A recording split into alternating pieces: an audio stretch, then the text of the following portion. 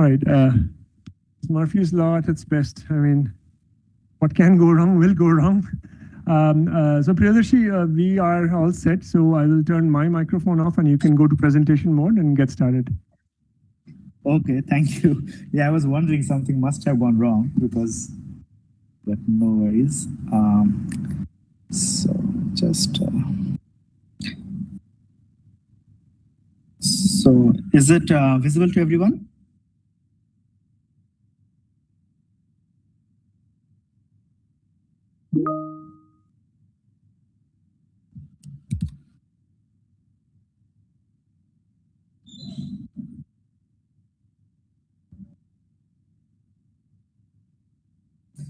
Okay, I suppose everything is working now and you all can see the slides. So first of all, thank you. You are audible, but you can reshare your screen. It's not visible. It's not visible. Okay. Okay.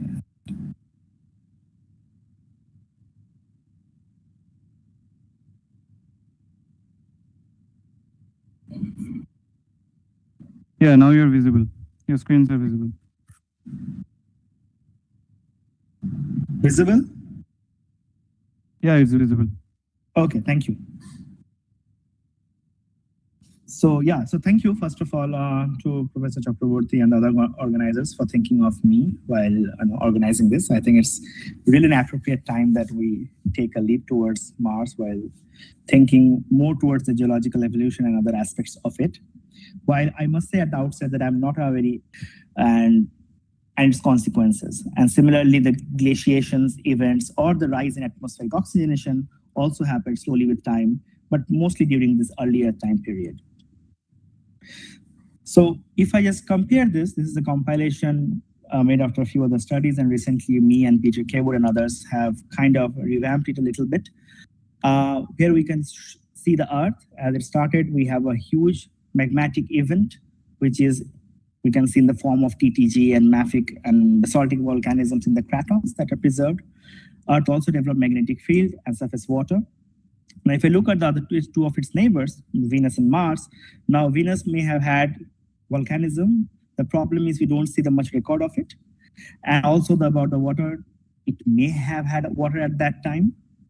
For Mars, we do see igneous rocks of that age. Noachian, pre-Noachian rocks are, or at least terrains are surmised to be present there. So we certainly have igneous activity working on that.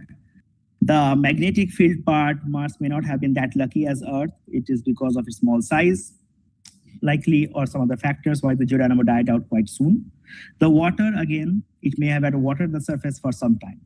So the early Earth, between Earth and Mars, we could see a lot of similarity, although its extent and its duration may have slightly varied from each other.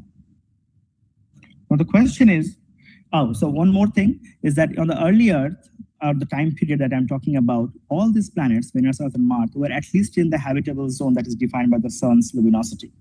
So there is a provision that even habitability could have been possible on these planets. Now, whether it did or not, that's a separate issue, but theoretically it was possible. So therefore, early Earth provides a very good window to understand these planets at their inception. And in return, gather some other information which we may not get from Earth. So now I will focus on the two main things as I was highlighting, the continents and the plate tectonics. So the continental crust, as we all know, it is defined by a very thick lithosphere, the continental lithosphere, as compared to the oceanic lithosphere. And the crust itself is significantly thick as compared to the oceanic crust. So this is just a cartoon schematic diagram showing the entire interior of Earth and where this is the continental lithosphere.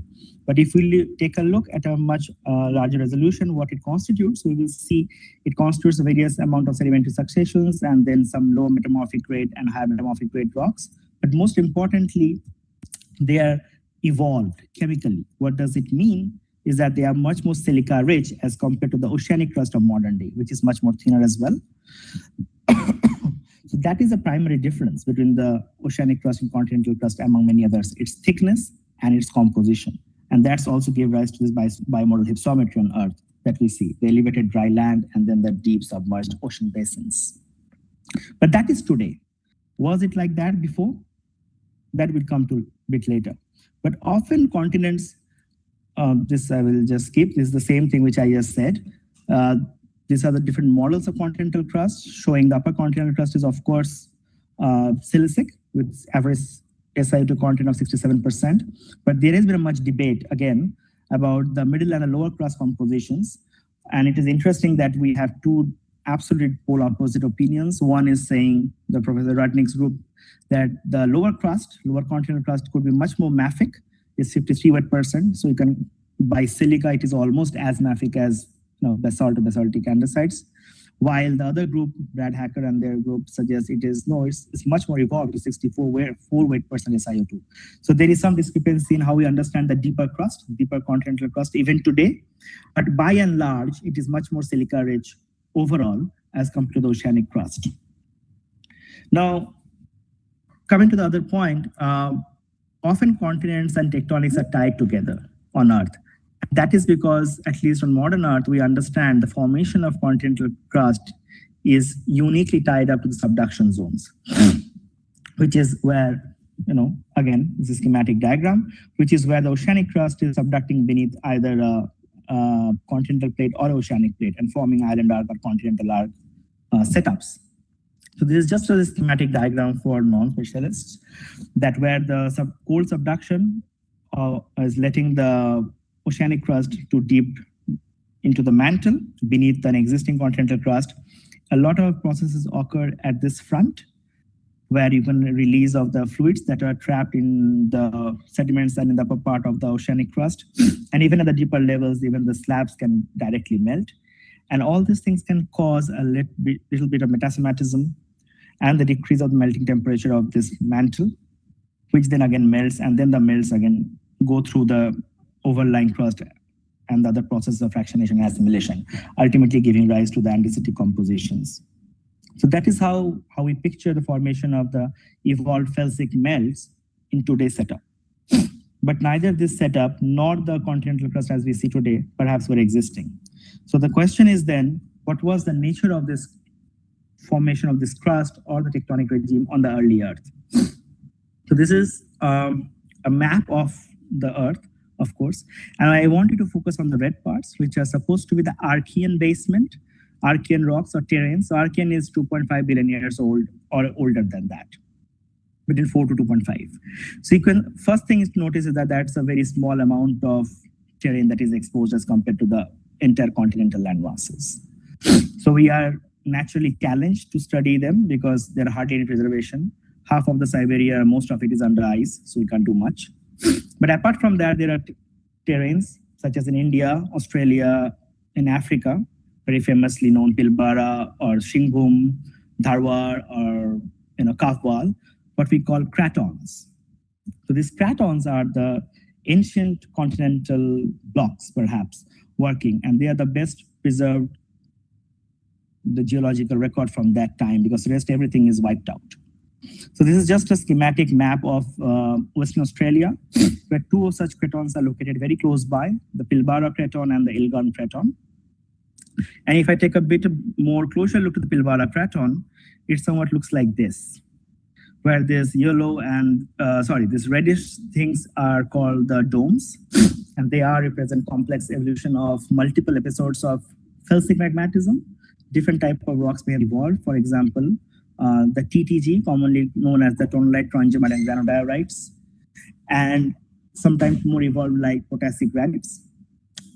And the green areas in between these domes like this, they are called keels or the basins, and they're mostly made up of mafic and some supercrustals, but mafic component is dominated by, again, basalts, various type of basalts, and komatiites, a special type of rock which is extremely MgO rich.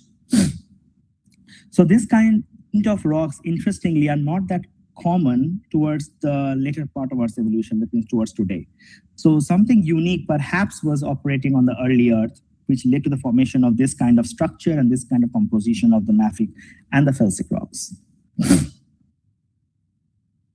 Now, just to let, and the cross section of what a craton looks like, this is more like a planar view, but if you take a cross section and look deep into it, so the cratons are much thicker.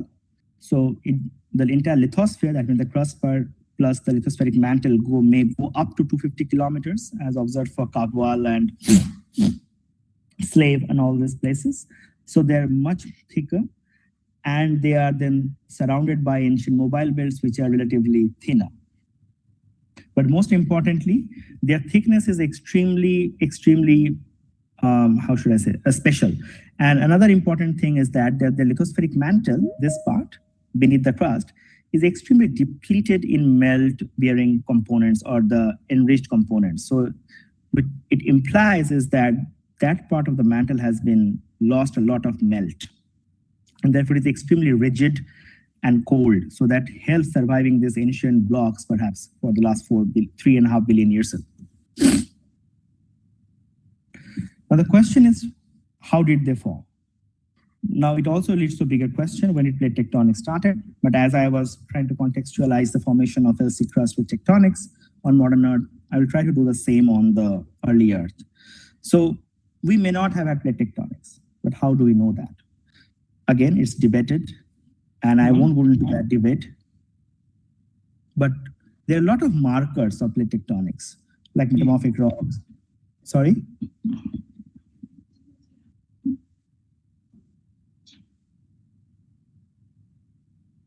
Can I continue?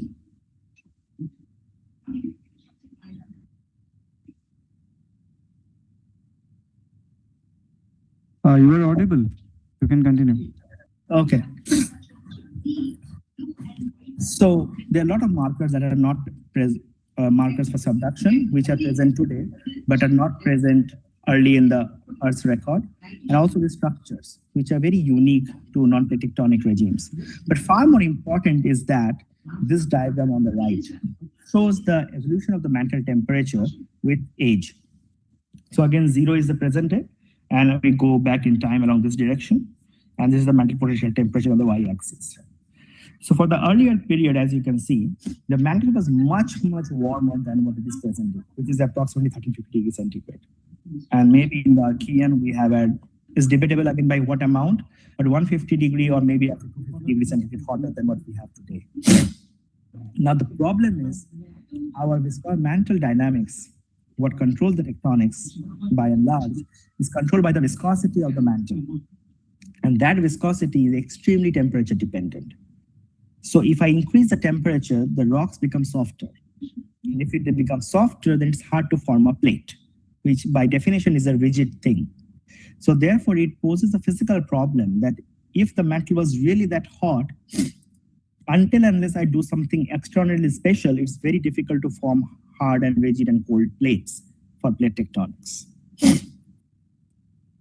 So this diagram, this is a numerical experiment. This is how we model the thermomechanical models, we call it, where we model the mantle convection and then see its effect on the upper rigid layer, we call it lithosphere or upper thermal boundary layer. So as you can see, the first diagram, it shows on the y-axis, it shows the various time snapshots. For example, this is t is equal to 0, t 10 million years, t 20 million years. A single model is evolving in time in this direction. But here, delta T0 means the difference of the mantle temperature with respect to the present day.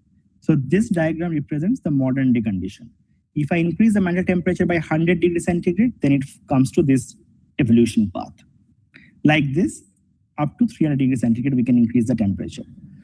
The behavior of subduction, as you can see in this case, we have a clear sign of a subducting slab going deep into the mantle as a coherent slab. As we're increasing the temperature, the thing that is happening up to 100 degree, you don't see much change in the dynamics. But as we go into 200 degrees centigrade or above, we see that the slab becomes not so coherent after a period of subduction. And if we go to 300 degrees centigrade, we see that the slab break off, or this necking part, starts right from the surface and very rapidly. While up to 20 million years in the modern day, you could see a constant slab subduction. Here, by 2.5 billion years, that slab is gone. That means the slab is so weak that it can't sustain its own load. and it's kind of breaking apart. So therefore, it directly shows this kind of numerical models that it may not be very likely to have a subduction or a plate tectonic type scenario like modern day if you have water mantle. বিশ্বাস করবে না যে মানে কতবার কটা উদাহরণ লাগবে তুমি প্রুফ করছো। And this is a three-dimensional model of a similar thing, but done by Vivia Fish and Parasgeria more recently. And here we do see the same things. Here we have a continuous, the left-hand side is for modern day subduction, where we do see a clear subducting slab. However, if we crank up the mantle temperature, the dynamics changes abruptly, where we do not see technically a very sensosystal subduction style mechanism. Now, the question is, can this type of, if plate tectonics is not viable, then what kind of tectonics can we speculate for the early Earth when the mantle was hotter? So this is something we modeled, again, thermomechanical modeling, and a lot of other people have also done it. So we can start with a more like a stagnant lead condition, where you can see a part of the lithosphere is thickening, and gradually it is forming into a drips. And that drips is again more like a symmetric with respect to left and right sides of mantle convection. And also we do see these areas where the lithosphere, if something is thickening, then you need material to flow at that point from the surrounding areas. So naturally you do see some sort of extension in the adjoining areas, which we see it right here or right here. So what we speculated that we could have what we called mechanisms like dripping, crustal thickening, and local extension in the lithosphere if the mantle is too hot, unlike the plate tectonics.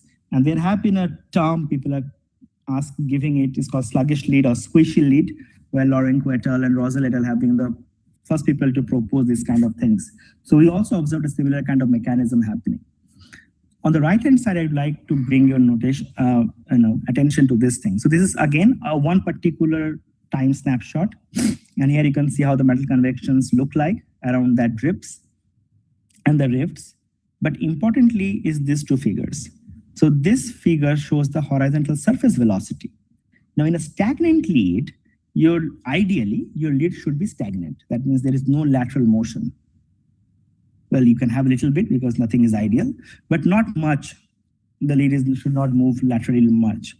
While that is a characteristic part of plate tectonics, where your plates are moving on the surface of the earth, but the plates are in a rigid behavior. Here we get something mixed type of behavior. For example, with respect to zero, we do see positive or negative velocities, which simply means clockwise, anti-clockwise motion. But in the area, for example, for these drips are forming, we see some sort of mobility of the lithosphere. Of course, otherwise how the material will flow to form the thickening from both the sides. That's why it's more like symmetric. But what this part shows is that your velocity is not constant throughout this lithosphere part. That means your lithosphere is not rigid, rather it is accommodating internal strain. And therefore, near to the dripping part, this area, the velocity is maximum. But as you move away and away, your lithosphere is not that mobile. So this is a very characteristic part of the sluggish lead or squishy lead type of tectonics, where we can expect some lateral motion, but not like a lateral motion of a rigid plates traversing for thousands of kilometers. That we do not expect. And the lower part of the figure, it shows the surface heat flow. And here again, it shows at the dripping point, you have a colder thermal structure, of course, because of the dripping of the colder slab, but just adjacent to it, here, for example, you have extensional regime where the high heat flux is present.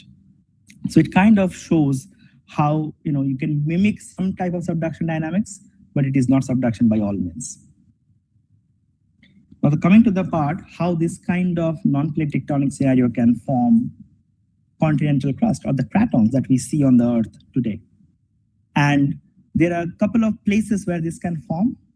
So one is within the drips. This pink color marks here the formation of melts, while this is the lithosphere. So pink area you can see within the drips, you can form the melts, or at the base of this thickened crust of the lithosphere, where again melting can happen. So Elena Sizova did a far more complex modeling and at a higher resolution, where you can see on this side that you have these drips forming, and the drips are allowing the hydrated metabasalt to melt. Now, why metabasalt is important? Because these are the precursors or the source rock for forming the felsic TTG type of rocks that we see in these cratons. So we need to somehow bring the metabasalts to these melting sites in presence of water. So hydrated is also very important because dry conditions can lead to formation of TTGs, but it's very unlikely. So these hydrous metabasalts at these locations and allow it to melt to form the TTGs. So that is within the drips. This is within the thickened crust, as you can see. This is the area where melting happens. And this is something very different, which we did not get, but this is called crustal overturning, where you can see a part of the lithosphere kind of stretched and kind of inverted out.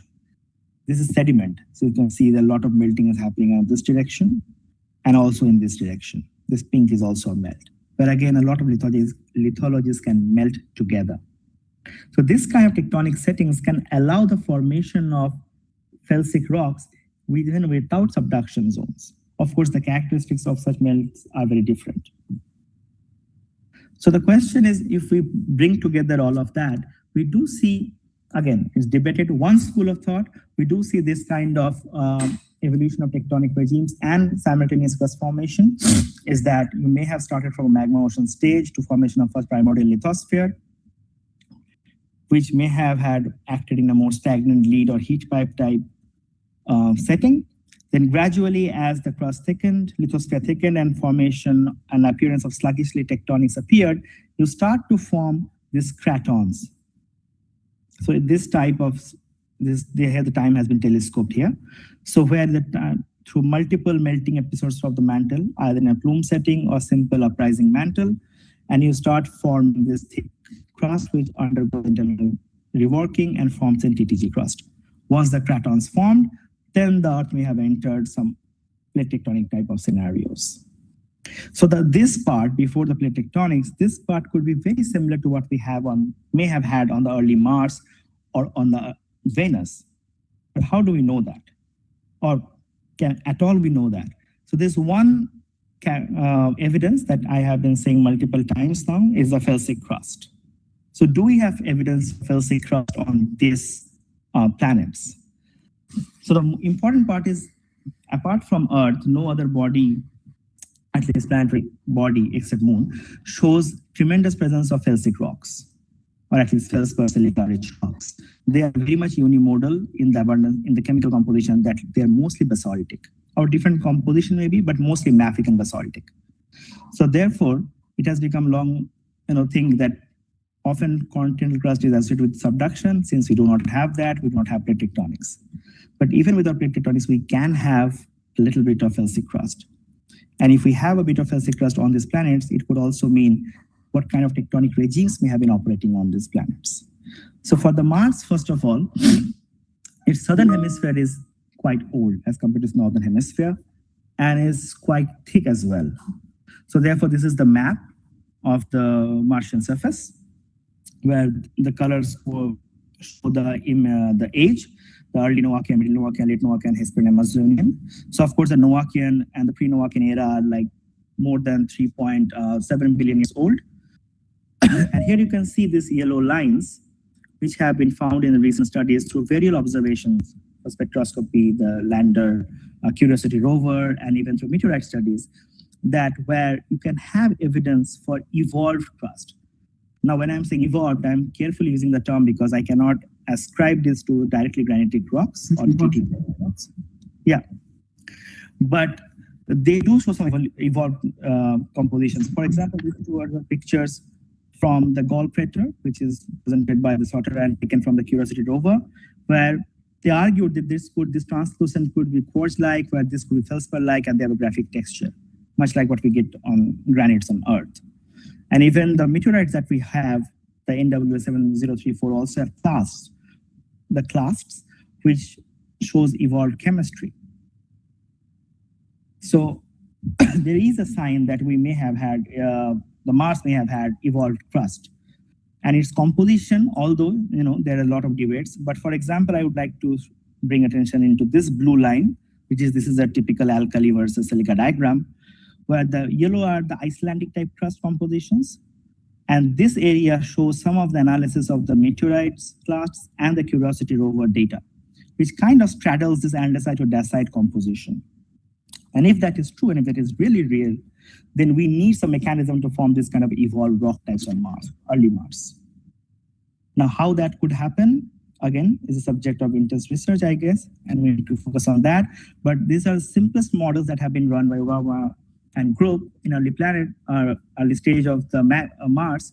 And you can see that here also we do see that drips formation and the extensional areas where the melting can happen. So this could be the localities, much like what we saw for the early Earth, where you can rework this basalt to form much more evolved lithologies. I'm saying this is a possibility. I'm not saying this is what has happened, but this is a possibility. And this is also, I know it's for Mars, but similar things we see for Venus. Venus has a much more stronger evidence for the felsic or more evolved lithologies for this kind of terrains, the Aphrodite Terra or Ovda regions, where they are much thicker. And again, the spectroscopic data are there. Of course, we don't have a direct analysis of felsic rocks from there, but we do have spectroscopic analysis that we could have much more evolved lithologies. So what I'm trying to get at towards the end is that if this connection between early Earth tectonic regimes and the Curtin formation is true and is more a planetary scale process, then it should not be restricted to Earth only, when particularly the conditions like the mantle chemistry or the crustal chemistry are more or less the similar, more or less the thermal conditions may have been the similar, except the size, then these planets would have also behaved in a similar way. We could have formed continents, and the continents, as I said, we needed hydrated basalt, so there could be an indication of water as well. The tectonics could have been non-plate tectonics. And if we have a bit of felsic crust, a thicker crust and a thinner crust, bimodal hypsometry, and evolved chemistry, it could also lead to habitability. So there are this information that can be exchanged between these planets at that stage. With that, thank you.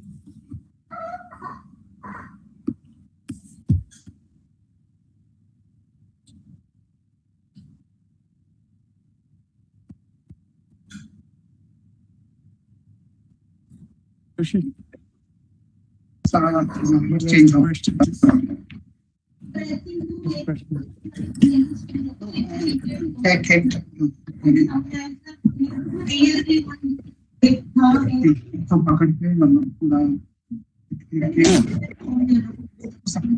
उसके लिए पूरा change हो गया.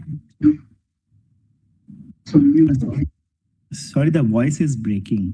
Just to let you know. Sorry, I will move on to a question with the live audience first. Yeah. Hello, sir. Sir, my question is regarding the temperature from the past to present day you have shown in the one of your earlier slide. Yes, so yes. The temperature was slightly less at nearly 4 billion years ago than at 3.5 billion years ago. So what was that reason? I want to know. Yeah, so that's often is, so I guess you were saying this.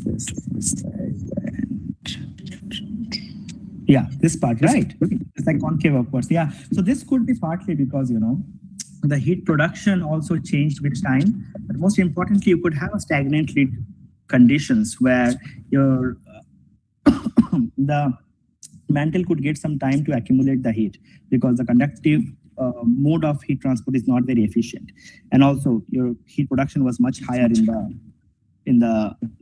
back in the time than today.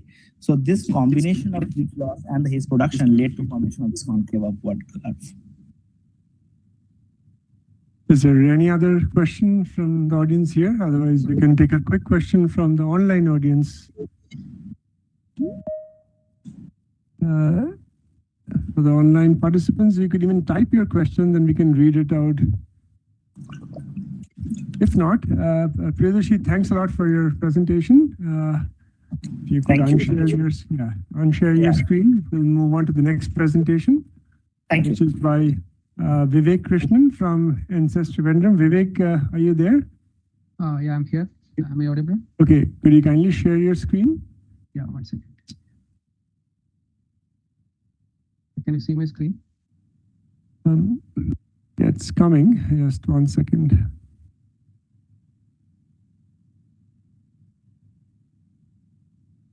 If it's visible, please let me know. It's not been shared. We are unable to see your screen. Could you try one more time?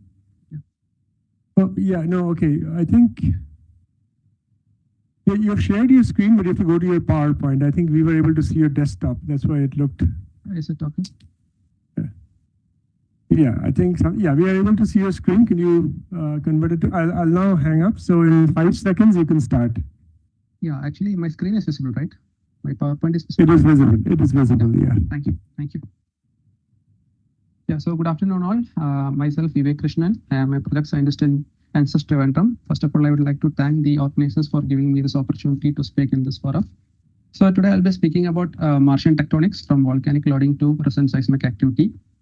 So before going to tectonics, I will just brief up a bit about Martian geological timescale. So the geological timescale is broadly divided into 3 periods. These are Noachian, Hesperian, and the Amazonian.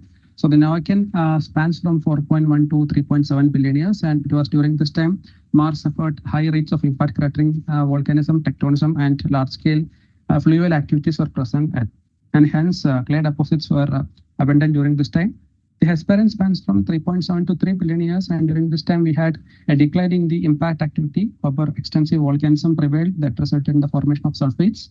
And the Amazonian refers to the time period from 3 billion years to present. By this time, the planet had changed to the rough, dry, arid planet as we see today, and the impact cratering, volcanism, tectonism, all were at a very slower pace, and they were localized in regions like Tarsus and LCM. And ferric oxides, which we are seeing currently, are deposited during this time. So coming to the interior structure of Mars, thanks to InSight mission, we now have a better understanding of what the interior.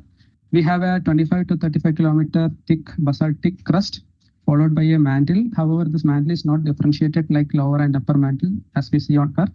We have seen about this in the morning sessions. I'm just brushing up the details. And towards the end, we have a large core that's having a diameter of radius of approximately 1800 kilometer. And recent studies of Bai et al. Has confirmed the presence of an inner core with a radius of approximately 600 kilometer. And this inner core is solid in nature.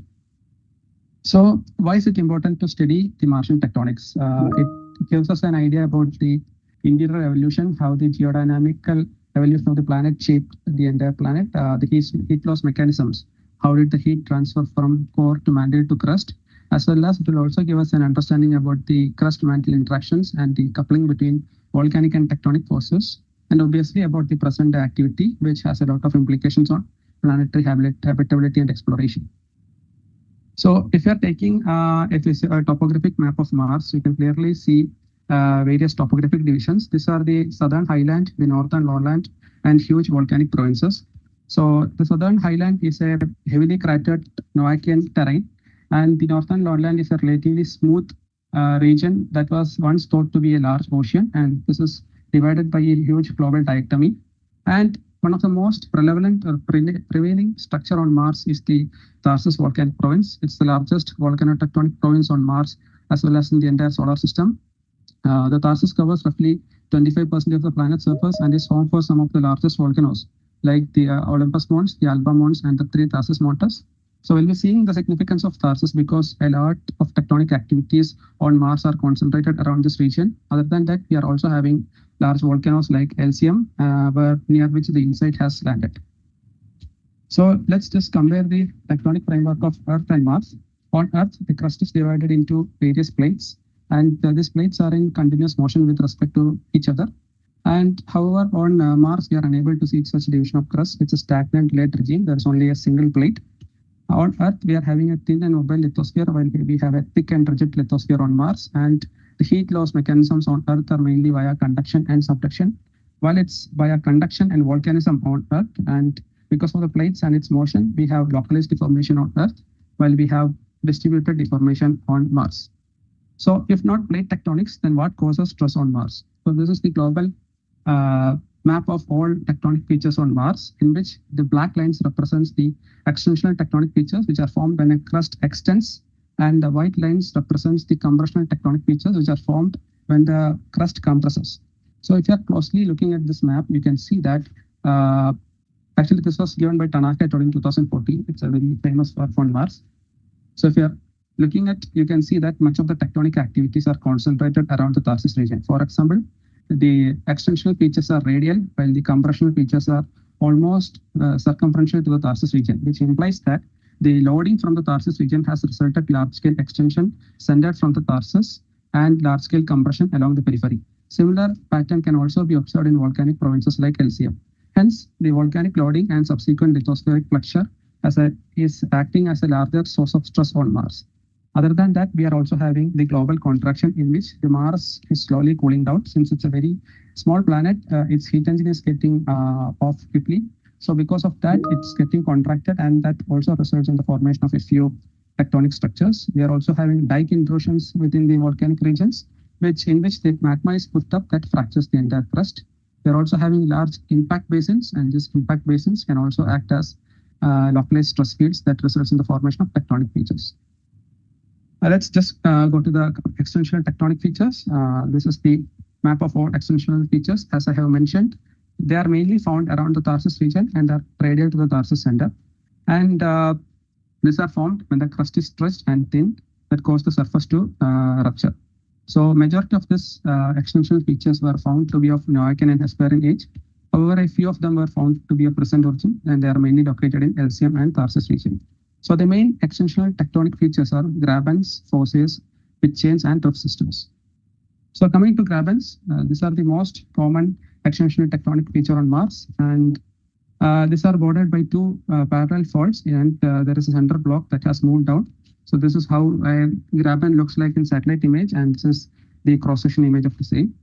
And majority of these grabens are found to be located in tarsus and LCM, and I have already told why those are found. We are also having large rift systems. These are large-scale extensional faults. These are having lengths of nearly 1,400 kilometer and width of a few tens of kilometer, with its depth of nearly 3 to 4 kilometers. And all the mapped rift systems. This is example of a rift system, Actium Fossa rift. It's found northern side of Olympus Mons. So all the mapped rift on Mars are located to be having close association with the Tarsus volcanic province, which indicates that they are formed because of large-scale extensions driven by volcanic loading and magmatic processes centered around the Tarsus region. And all of these rift systems are found to have an age ranging from 4 to 3.5 billion years, indicating that they were formed simultaneously with the Tarsus rise. We are also having pit chains. These are some of the interesting features. So pits are circular to oval-shaped depressions that lack elevated rim or ejecta deposits, and these are mainly associated with volcanic province, and these are supposed to be formed because of the dike intrusion. So whenever a dike intrudes and when the magma drains out, it leaves a void space in which the entire thing collapses. So such pit structures are also very common in volcanic provinces like Tarsus and LCM. So this is the whole pit map for Tarsus, which I mapped during my PhD period. And the pits are having a diameter that range from a few meter to tens of kilometer, and these are having depths in the range of few meters to sometimes a few kilometers, and these are found in large chains that spans for say sometimes it spans for nearly 100 or 200 kilometers also. So one of the most fascinating extensional tectonic feature on Mars is the presence of Valles Marineris. So Valles Marineris is a large canyon system that's having a length of approximately 2,000 kilometer and a width at the highest point to be of 500 kilometer and a depth up to 9 kilometer. So this Valles Marineris is found in the eastern side of Tarsus region and is thought to be formed because of crustal extension and faulting associated with the Tarsus region. So Tarsus is so enormous that it created so much stresses on the crust that resulted in the formation of such large canyon. So the most interesting thing about Valles Marineris is it's tectonically active. So this is based on the presence of various young faults as well as boulder faults, landslides, and mud volcanoes. And this was mapped by Kumar et al. In 2019. And according to their ground simulation models, it was suggested that 4 to 6 magnitude Marsquakes are required for the formation of such wide-scale boulder faults and landslides. And it was earlier thought that one Marsquake that was coming from Tarsus region was found to be located from the Tarsus region. But however, later work suggested that this could also be originating from the HS Chasma region. So it might not be originating from the Valles Marineris itself, because since InSight is largely a single station seismometer, the uncertainties regarding the location of the Marsquakes are having a lot of issues. So that's all about extensional features. Let's now go to compressional tectonic features. So compressional tectonic features are formed when the crust is undergoing some sort of compression or compression. So like the tectonic features, or many of them are concentrated near the volcanic provinces like Tharsis and Elysium. So as I have mentioned, there was extension centered around the Tharsis, and hence there will be compression along the periphery that resulted in the formation of this. Other than volcanism, we are also having global contraction as well as impact processes, which may had some role in the distribution of such tectonic features. So mainly two types of compressional tectonic features are mapped. One is lobate scarp, and the second one is wrinkle ridges. So this is example of a lobate scarp, that is Amenthus opus, while this is a wrinkle ridge that is found in the lunar planum region. So among these, wrinkle ridges are the most common compressional tectonic forces. They are mainly common in basaltic regions, and they are formed by folding above blind thrust faults, and they have significantly smaller shortening and has very low strain rate. Our lobate scarps are large cliff-like asymmetric scarps. They are much larger in size than wrinkle ridges and are formed by surface breaking thrust faults, and they accommodate much larger shortening, and they often show lithospheric scale deformation and are commonly found in Noachian highlands. So the ages of these tectonic features are also an important thing, because this will help us in an idea about when these were formed and what was the conditions of the planet during this time. And most of the ages were assigned using the conventional crater counting method, including buffer crater counting. And some workers also referred to stratigraphic relationship. And all this work suggests that all the tectonic features, including compressional and extensional forces, they were having age spanning from Noachian to our late Amazonian period. However, they also suggest that almost 90% of all tectonic activities were formed between late Noachian and early Hesperian. During this time, we are also having peak of volcanism and other activities, which means that as volcanism reduced over time, the tectonic activity also reduced. So now let's just dig a bit deeper into the relationship between volcanism and tectonism. So this was a part of my PhD work. In my PhD work, I concentrated on the Tharsis region of Mars, which is the largest volcanotectonic province on Mars. I was trying to understand the evolution of volcanoes in the late Amazonian period. So for that, I mapped and dated more than 1,500 lava flows from the whole Tharsis region, among which 1,000 flows were from the northern Tharsis, that consist of the Alba Mons volcano and the Serenius Fossa graben system, and 500 ages were from the central Tharsis region, where we have three volcanoes. These are Asclepius Mons, Pavonis Mons, and Arsia Mons. And in both cases, what we could find was young lava flows having an age less than 200 MA or less than 100 MA were found to be concentrated in a particular region. They were away from the main large shield volcanoes, and they were coming from small vents and shields.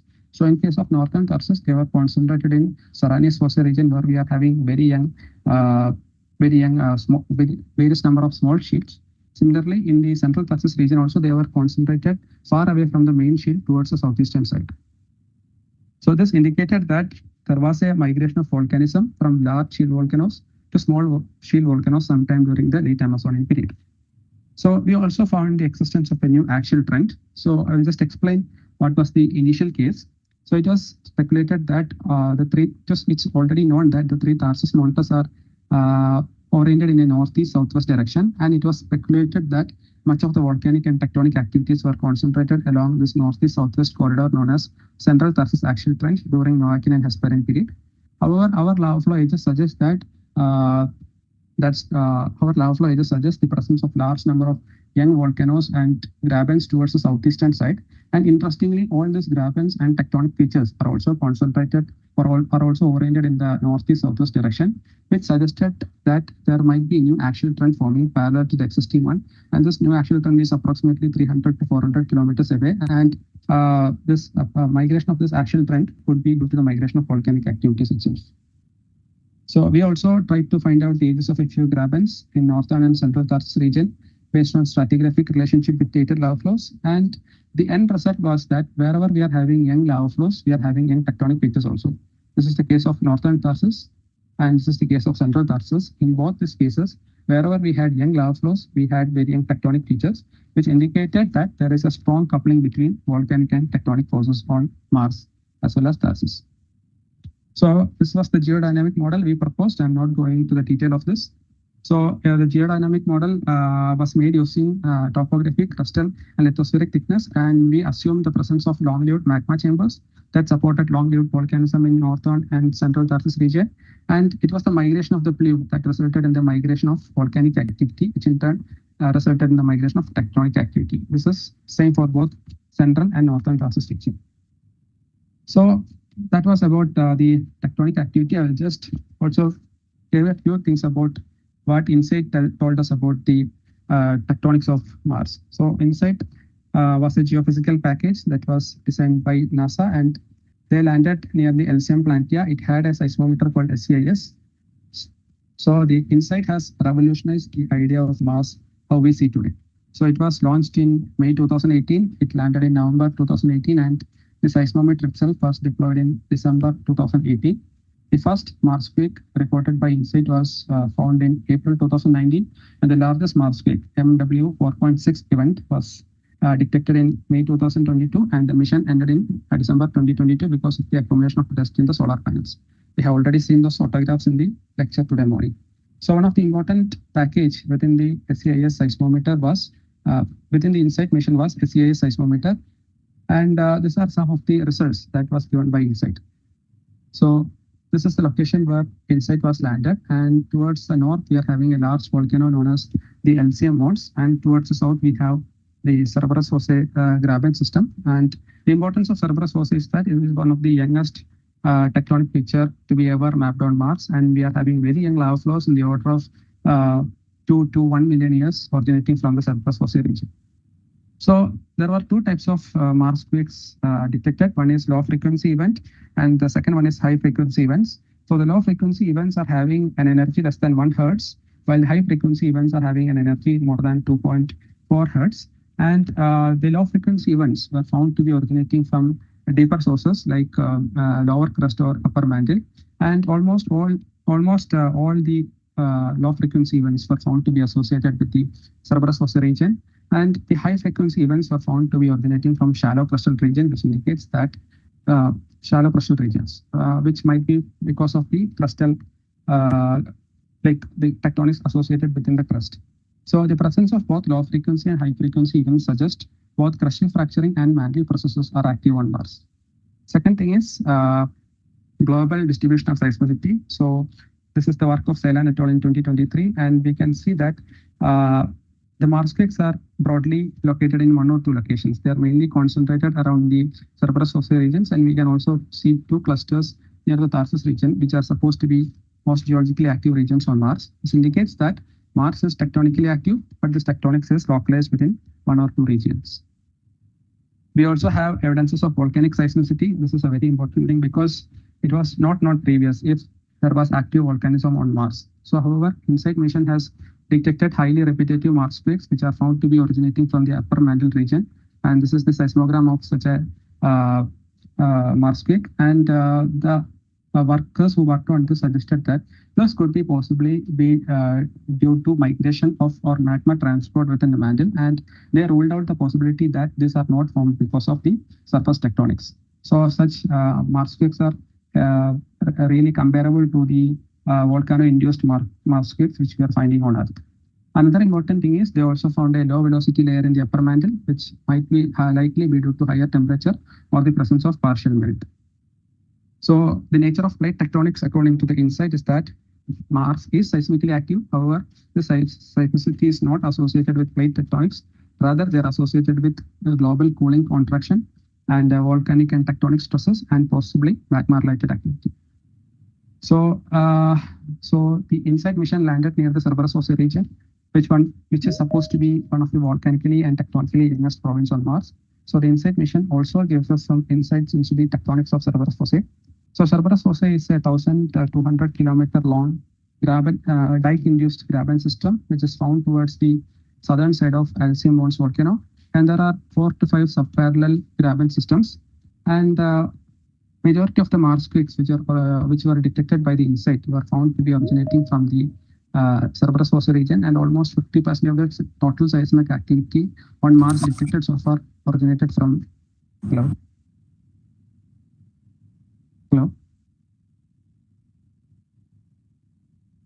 Can I continue?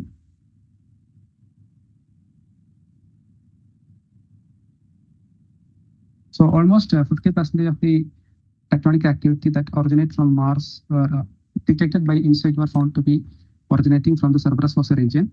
So the Marsquake show active extensional tectonics in which the graben in which they found signatures of graben opening, which means that Marsquake show extensional faulting mechanisms that are originating from the Cerberus fossa region, and some Marsquakes also show deep magmatic controls in which some Marsquakes that are located that are found to be originating from 15 to 50 kilometers depth. Those Marsquakes had significantly warmer source region, and they might be linked to the recent or ongoing magmatic activity. So I will also speak about the largest Marsquake which was detected by InSight mission. So the S122A event was detected on 4 May 2022, which was the largest Marsquake having a magnitude of MW 4.6. So the epicenter of this Marsquake was found to be located 37 degrees towards Avernus Dorsa region, where we have large number of Wrangel ridges.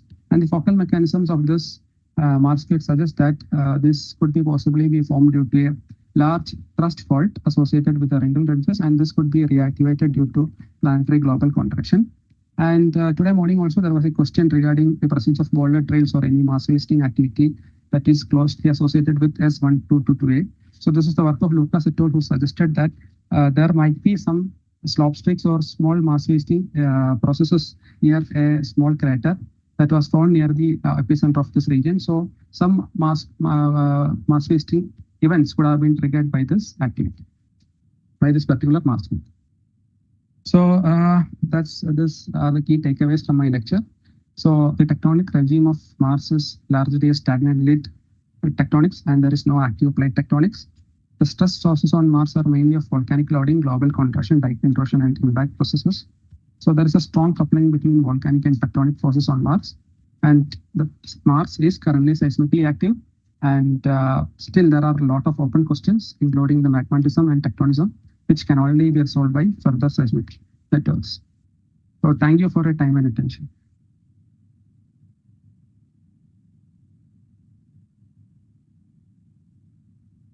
Hello. Thank you, Vivek. Do you have any questions for Vivek?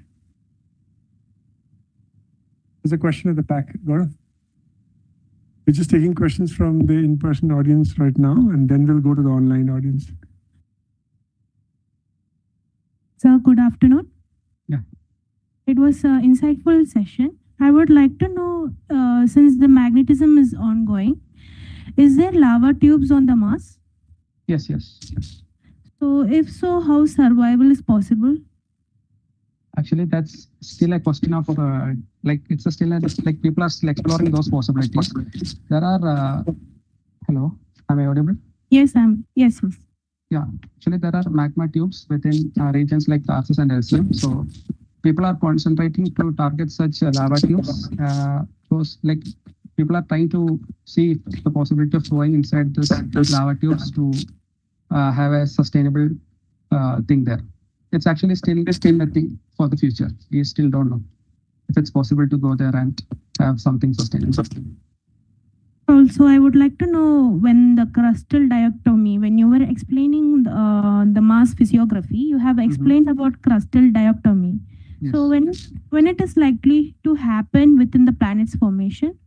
It actually there are a lot of theories regarding the formation of this dichotomy. It could be because of a large impact, or it could be because of second degree mantle convection. And anyhow, it happened during very early stages of planet formation, maybe during the pre-Noachian period itself. Okay, thank you, sir. Okay, thank you. Is there any quick? Yeah, there's a quick question. Just 1 second. Hi, good afternoon. Am I audible? Yeah. Yeah, I have one very basic question actually. Since Yes. Mars is active, tectonically active, and InSight research also shows that, is there any other research which talks about how often these quakes could be? Yeah, actually, the InSight itself has detected more than 1,300 Marsquakes during its 3-year time. So these Marsquakes are like, and in fact, most Marsquakes are having a magnitude of 2 to 3. So actually, I correctly don't know how often these are happening, but in the 3 years of span, that insight could detect more than 1,300 Mars peaks.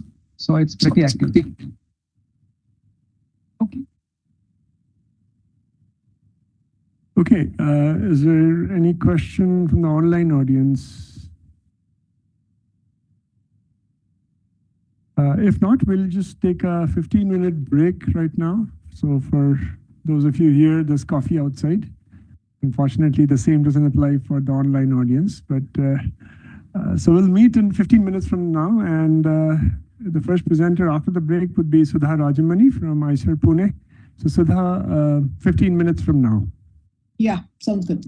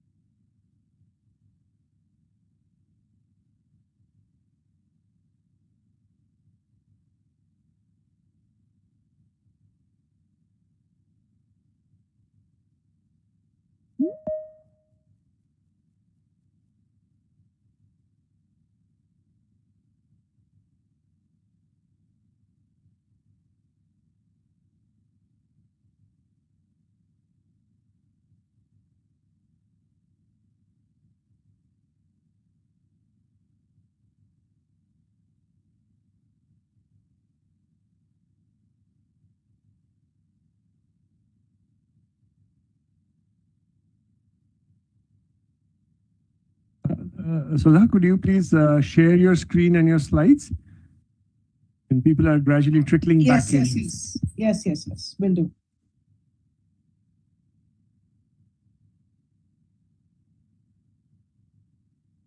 Share.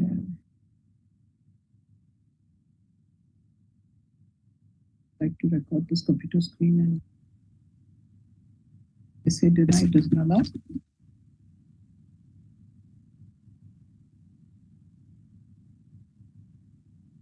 Yeah. Please share content. Is this happening? Okay, hang on.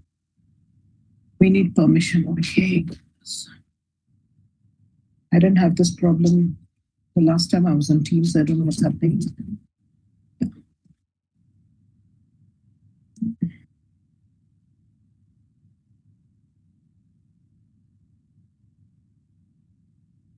May not be able to record the contents until it's quit.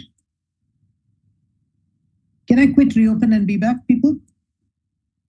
Sorry. Hello? Hi. I stepped out. 1 second. Can you hear me now, Sudha?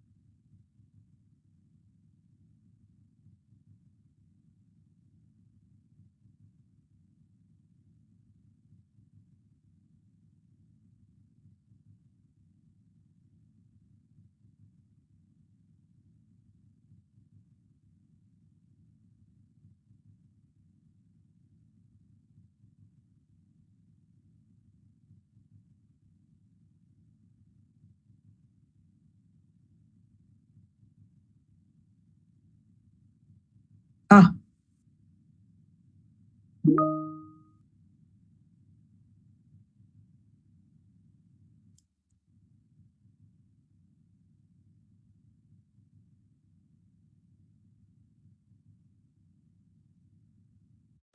Hey, Ramanand, can you hear me? Yeah, we are able to see your desktop. Just open your PowerPoint or whatever presentation screen. Yeah. Man, Teams is weird. It's okay, don't worry. So put it to full screen and then I will mute myself, okay? Then you can start. Can you see my screen now? Yeah, we can see your screen. Yeah, Good. okay, Please nice. take it to the full screen mode. Yeah. Is it? Yeah, in the excellent. full screen? I'm logging off, so you can start. And one last thing, is it moving? Is it changing Just 1 slides? second. It's moving, yes. Awesome, thanks, yeah.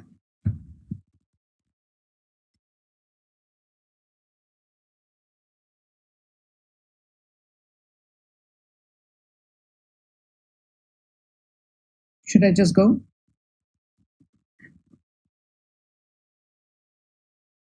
Yeah, please start, please. Oh, okay, fine. Hi, everyone. Good afternoon. Sorry, I thought there was some introduction, but yeah, this is great. And sorry that I'm not there in person.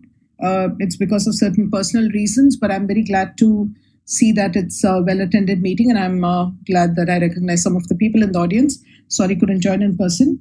Afternoon, everyone. I'm going to sort of give you a bit of an overview about astrobiology in general, and particularly with Earth as an example, and then finish off a little bit giving you a flavor of the Mars connection and what people have tried to do sort of in the last couple of decades in this space.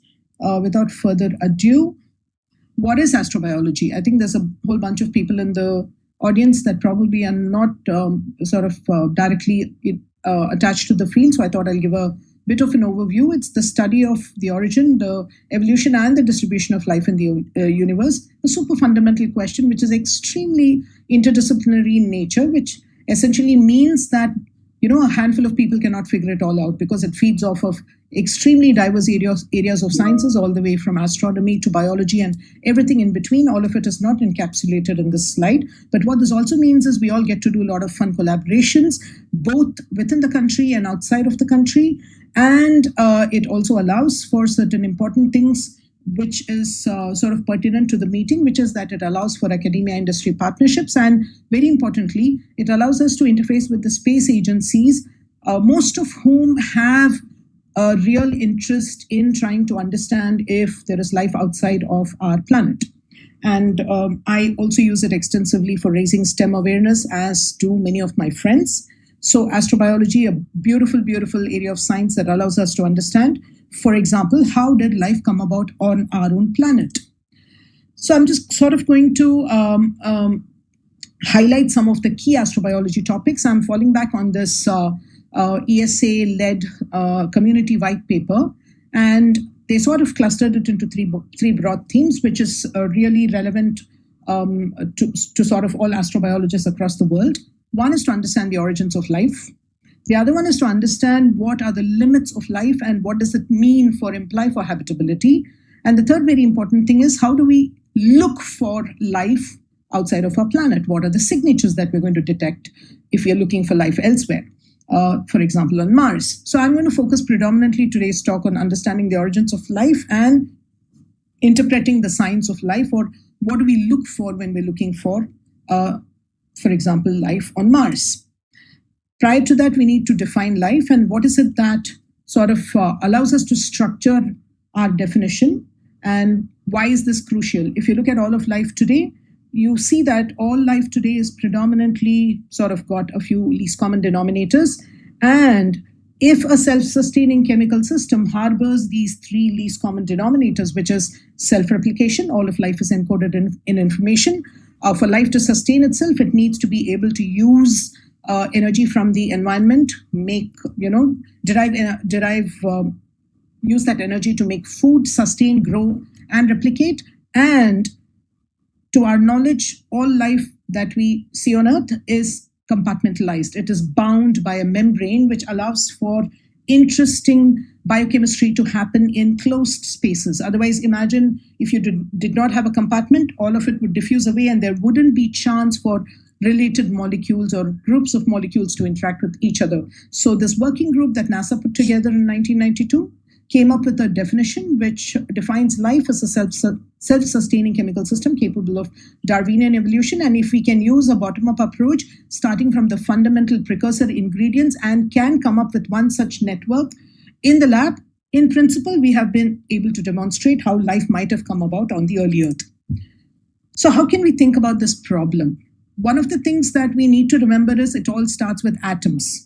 So it's in the realm of physics. Atoms come together to form small molecules, which is in the realm of chemistry. And these small molecules come together to form yet larger molecules, which now are endowed with extremely fascinating functions and properties, which you cannot ascribe back to the simpler monomeric molecules in the chemical space. So this shift in what the molecules can do essentially would have set the stage for the transition from chemistry to biology on the early Earth. I'm just using very simple set of examples here because most of non-biologists also might recognize them. So there are a bunch of amino acids in the lower panel of the screen, which basically come together to form an important molecule called protein, which basically is the workhorse of the cell.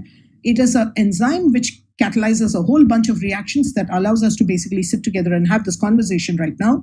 In addition to proteins, a very important molecule is your informational molecule. And in this space, you have both DNA and RNA. In modern biology, they do two very diverse set of things, but very early on, during the emergence of life, it is thought that one molecule would have been able to do the encoding of information. And in addition to that, this rockstar molecule called RNA or ribose nucleic acid can also catalyze reactions like the enzymes. So one of the famous hypotheses in the field where people have sort of structured this question of how do we understand the transition of non-life to life, people have predominantly worked with a hypothesis called the RNA world hypothesis for a multiple set of reasons. I'm going to see if I can get the pointer options visible.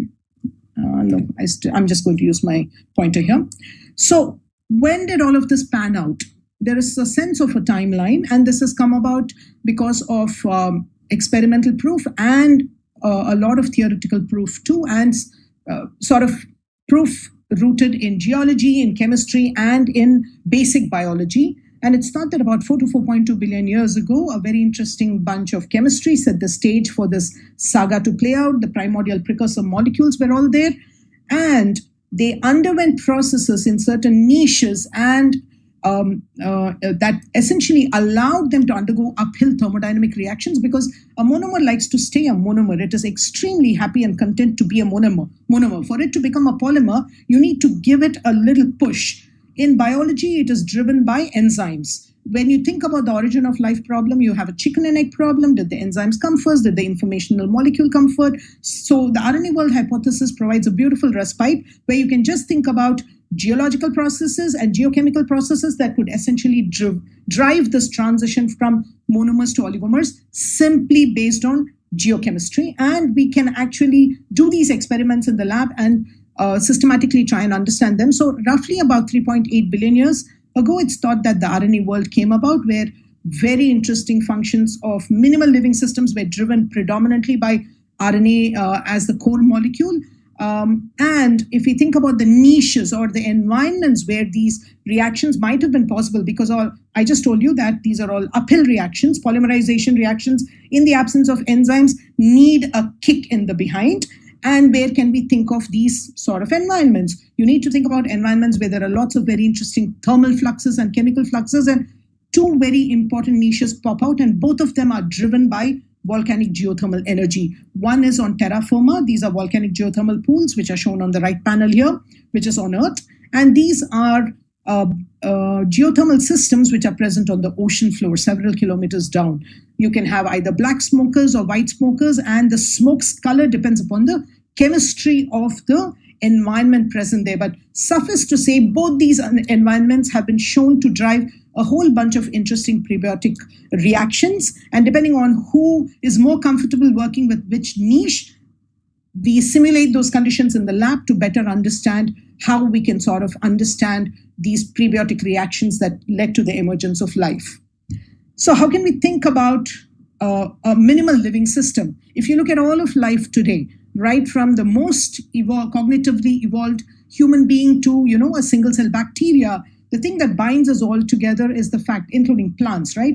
These are giant redwoods, mushrooms, catfish, T-Rex. What is it that binds all of us together? The fact is that we're all made up of a fundamental living unit called the cell. So one way to think about this transition from non-life to life space is to understand how do you go from the fundamental ingredient molecules, precursor molecules, to systems, minimal living systems that are cell-like. How can we think about this? There is a theory called the abiogenic theory, and the hypothesis that given the millions and billions of years that life had, basically millions of years, because it's thought that all of these things happen very early on, and the right conditions, the formation of cell-like systems from the simple ingredients, fundamental ingredients, which are inorganic molecules like methane, ammonia, hydrogen, hydrogen cyanide, so on and so forth listed here. You can go to the precursor molecules, which essentially allow for making the building blocks of life, which then can come together and assemble into much larger, higher order structures that have been endowed with very, very interesting functions. All of this come together and get bound by a membrane to result in a cell. Is this sound as a theory? Absolutely. Can we demonstrate every step of the way practically? Absolutely not. It's still been evading us for a while now. We have been trying to figure this out for roughly about 75 plus years now, since 1953 almost. And what I can tell you is a good bit of the pieces of this puzzle has fallen into place, but there is still some reasonable chunk that is not very clear, and we're still sort of trying to sort those things out. Having said that, this is sort of the structure with which we try and understand how do you go from prebiotic earth geochemistry to the fundamental biochemistry that drives all living systems on earth today. What do we know thus far? We know that you can go from the inorganic space of molecules to precursors that can form your proteins, which are the catalytic molecules, to DNA and RNA, the functional molecules, to the membrane molecules. This, for a good bit, this has been demonstrated in a few different labs in the world. There is still quite a bit of debate about what are the conditions. Are your conditions better than mine? Are yours more precise than mine? Those finer details need to be ironed out, but the chemistry is possible. And we also know when the first life forms came about on Earth, and this is a very important piece of work, one of the oldest geological evidence, which is about 3.5 billion years ago. That piece of work came from Martin's group. Jokic and Martin and a few others showed that in the Dresser Formation in Pilbara Craton of Western Australia, you actually have these hot spring deposits that potentially indicate that life could have been harbored in those environments about 3.5 billion years ago. I mean, we're talking about origins of formation of Earth around 4.5 billion years ago, and very quickly life came about, resulting in a very complex, entity like a prokaryote. This is an image of stromatolites, the top panel here, and bottom panel is a sliced image of it. And these are structures that provided us some of the oldest proof of the cyanobacterial systems that are present on the Earth. And they did a very, very important thing. All of these processes that I've talked about thus far, precursor molecules to, the monomeric molecules to the polymers, all of this happened in anoxic conditions. There was no oxygen in the environment. These cyanobacterial prokaryotic systems are the first systems that used the environmental ingredients that was present there and spit out oxygen as a byproduct, which is what led to the oxygenation of the atmosphere. And the great oxidation event is thought to have happened about 2.4 billion years ago, which essentially had some catastrophic effects, but also set the stage for the evolution of more complex life that came about subsequent to that. So we know when our ancestors came about, and these clusters of cells that you see on this slide are actually our ancestors. We are eukaryotes. We are organisms that have membrane-bound organelles. We are multicellular life forms, and these are some of our ancestors. So given all of this information that we have at hand now, how do we think about trying to look for signatures of life? Do you now look for some of these simplest microbial entities that we saw even in sort of during the journey of non-life to life on Earth? Or do we have to start thinking about even more simpler, minimal living systems that do not look anything like the life that we know, but nevertheless are on their way to kickstarting life as we appreciate it? So I belong to this extremely small group of people, or rather maybe we are the only flag holders of this proposal, who say that when you look for biosignatures, you shouldn't just be looking for what you see in biology. You should also be looking at some of the prebiotic signatures, which is super crucial for understanding whether life is coming about on a system, whether it is within our solar system or beyond, on an exoplanet. So what do humans think about when we think about looking for alien life forms? No guesses there, right? They look for these entities. These are the SETI-type aliens who are super advanced, and to look for them, I think they're doing a great job in trying to understand whatever they're trying to understand. But for me, a more important set of alien life forms that we should be looking for, and that, for example, Perseverance is looking for while on Mars, looks like this. So it's a whole bunch of images showing you single-celled organisms, either existing as a single cell, or they are sort of hanging out together as multicellular sort of forms, but they're all cyanobacteria. These are all single cell forms. And I've just listed the names. Some of them are fossils. For example, B is a fossil form of Polybesurus. which has been found in the Draken Formation in Svalbard about 750 to 800 million years ago. And this is actually a modern analog of it. It's called cyanostylon. So similarly, D and E, D is the fossilized version of an organism called Eohyla, and E, for example, is a modern analog of Hyla. So it's extremely important to also understand how these organisms thrive in their environment, how their biochemistries work, and I'm sure Yamini is going to touch a little bit more about some of these things. So I'm going to stick with molecules, but suffice to say, if we are looking for alien life forms on other planets or moons of planets within our solar system or on exoplanets, we have to focus on the most complex of entity that we might see are single-celled organisms. And why are they so cool? They're so cool because where you and I will cease to survive, they thrive. Extreme environments. So a lot of these environments where we are looking for life in other sort of parts of the solar system and outside of our solar system, environments are pretty extreme. So it's crucial to not just take the approach that we take in our lab, where we try to assemble minimal cells using a bottom-up approach, but a whole bunch of colleagues in the field, including Yamini, also try and understand some of these more complex yet simplest of all life forms, single-cell entities, to understand what allows them to do what they do, which is to survive and thrive in extraordinarily mind-blowing conditions. One needs to think about where did the inventory of molecules come about? And there are two ways to think about it. A lot of it via exogenous delivery. There were some talks about meteorites and stuff, and there are some very interesting meteoritic class called carbonaceous chondroids, which are thought to have provided a lot of the fundamental ingredients, molecular inventory that might have populated the prebiotic pool on the early Earth. The other way to think about them is the synthesis that is possible on terra firma, on Earth itself, under early Earth conditions. So one needs to play around with a whole bunch of parameters to try and understand under what set of conditions can you have molecules come about and molecules come together to form much larger assemblages, which are more important to understand the emergence of first life. These are just examples of actual, this is in the bottom panel, this is Murchison meteorite, which fell in Victoria, Australia in 1969.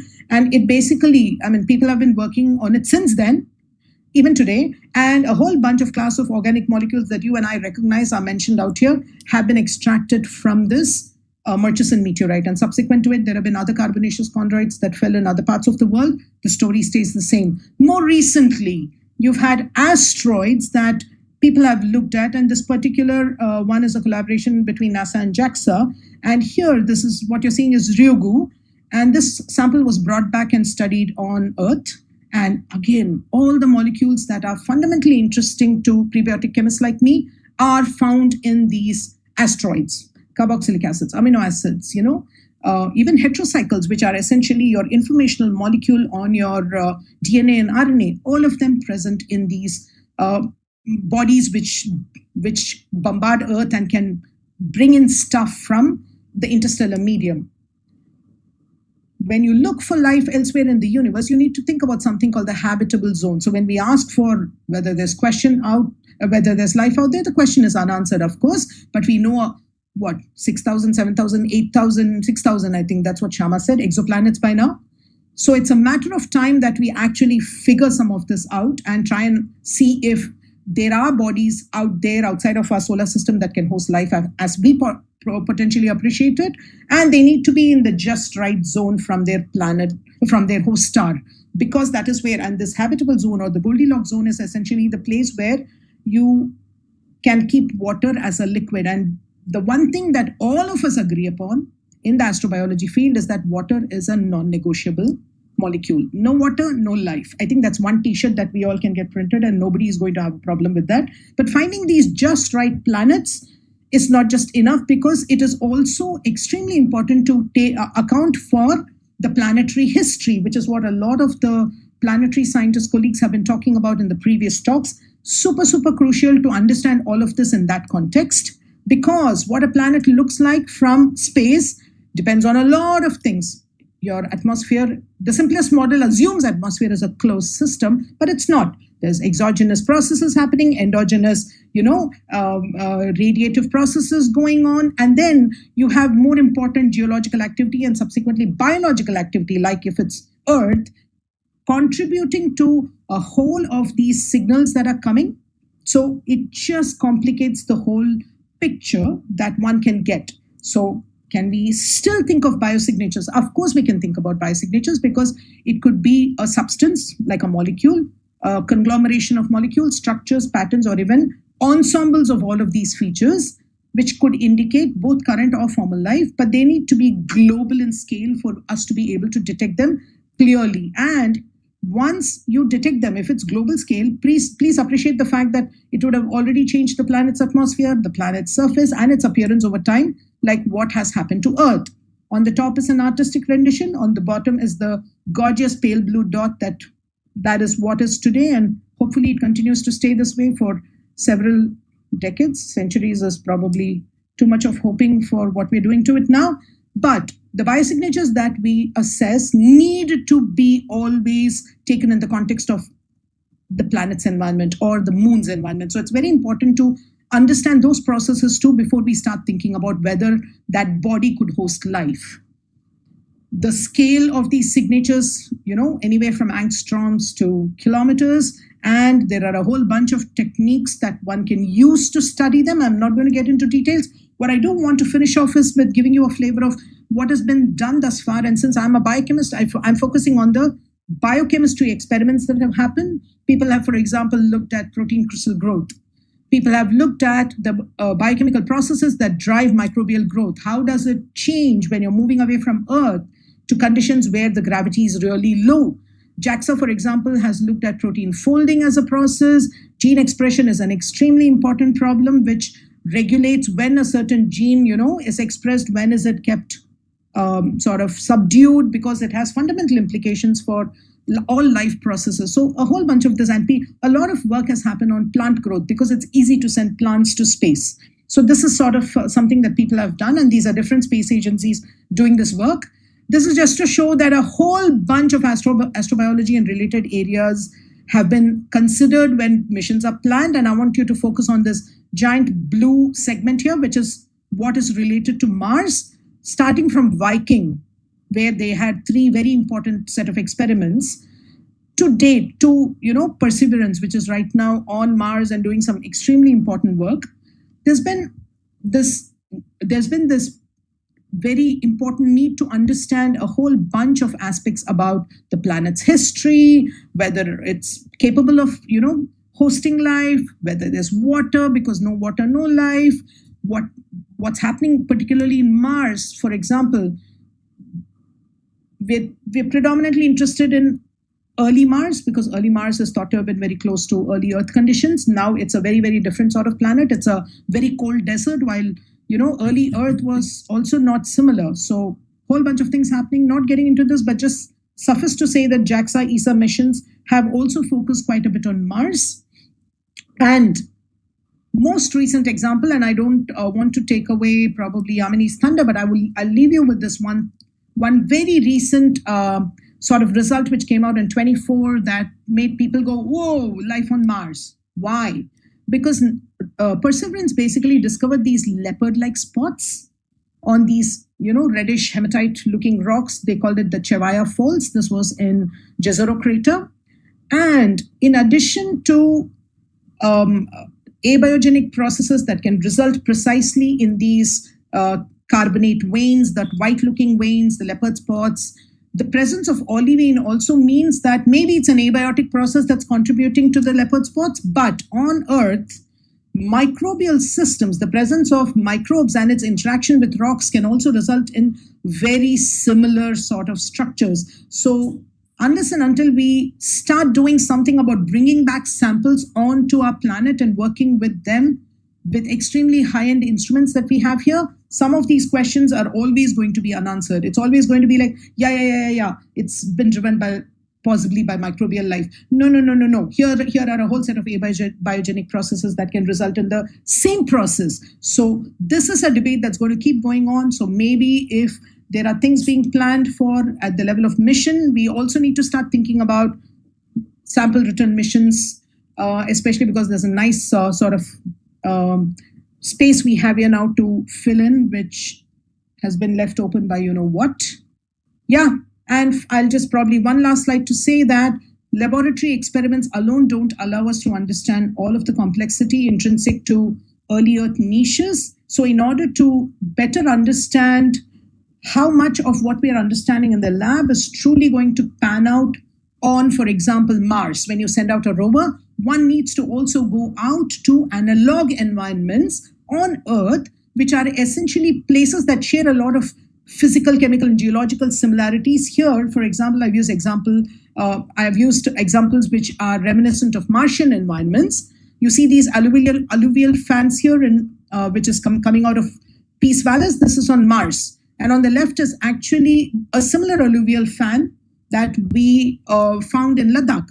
We see it all over Ladakh, actually, for that matter. So a lot of these field-based experiments not only allow us to say with more confidence that, you know, a process that has been tested in the lab and the lessons that have been gleaned from these processes can potentially happen in more complex environments where, you know, the complexity of the ionic space or the molecular space is much larger than what we can account for in the lab. It's also extremely important for facilitating engineering operation studies and human studies. Most recently, you all know about the Mitra experiment that happened where the Gaganyaan astronauts, were put in that beautiful dome that protoplanet led by Siddharth helped set up in Ladakh. He'll be talking more about that, I'm sure. So yeah, astrobiology and understanding life's origins on Earth has had fundamental implications for how we can think about how we take this understanding and apply it to environments that might be present in Mars. And we are sort of in a very exciting place right now. And hopefully with sample return missions, we can make this Mars connection to astrobiology way more stronger than we have been able to do thus far in the last several decades. Thank you for your time. Happy to take questions.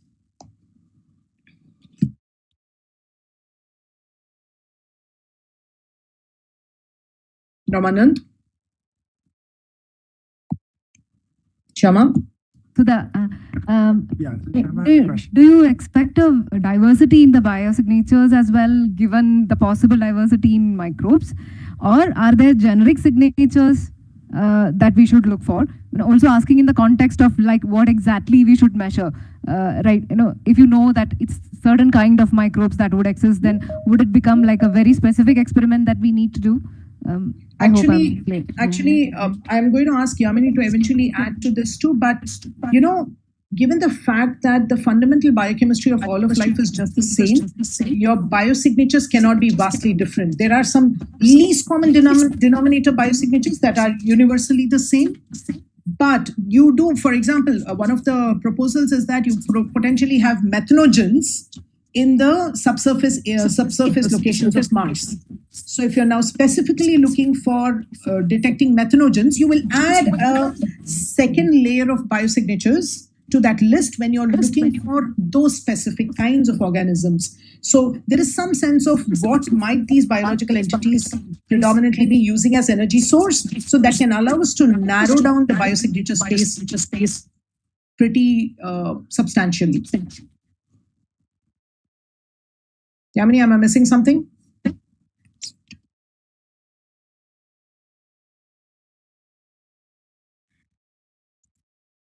No, I think, Sudha, you did a great job. Just wanted to clarify what Shama was asking. You're talking about like field sites on Mars specifically or field sites on Earth? No. On Mars. I think Shama is referring to what should we consider as a set of biosignatures if we're sort of deciding to look at certain specific regions on Mars. For example, there's a very interesting piece of paper that came from, I'm forgetting the name of the authors. This was in Nature Astronomy, if I'm not wrong. They did this simulation where they tried to understand if you have the hydrogen and the little bit of methane present on Mars going back into the subsurface terrains of Mars, can it sustain a methanogenic population there? They basically used a bunch of geological models and some ecological models to do this study, and they're actually claiming that that might indeed be possible. Unfortunately, though, the kind of environment that they're sort of referring to, it's, I think, called Columbia Falls. And this particular space is not a great space for landing because it is prone to very intense dust winds. So, for example, we will have to wait for humans to eventually land on Mars to be able to go there and sample, as against rovers being able to do that. I mean, if we can come up with rovers that can handle it, awesome. But as of now, that has still been limiting. Yeah. Well, I can talk more about it, but yeah, biology, we can talk about it later. Yeah. Is there any other question for Sudha? Yeah, Sudha, I had a naive question. In terms of exploration, is life a surface feature or is it slightly deeper? Where should we look for it? Okay, it looks like Yamini is going to answer that, so I will have to. Yeah. I don't know what she's going to say. I'm going to vote for surface feature. Okay. So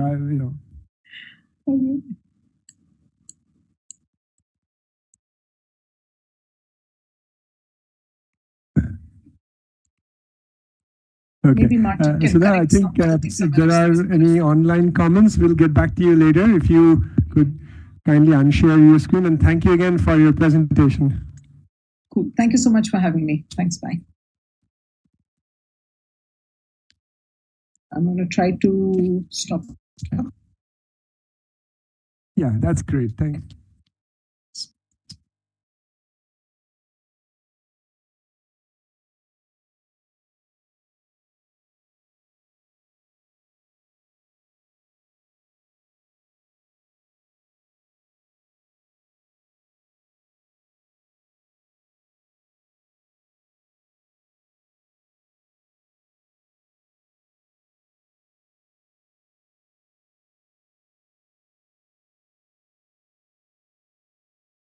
Topic signatures would be beautiful if we have some sort of isotopic signatures. And this one.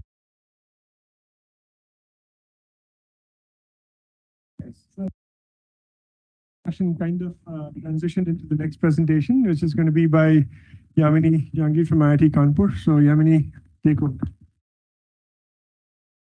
So, put my slides. There. So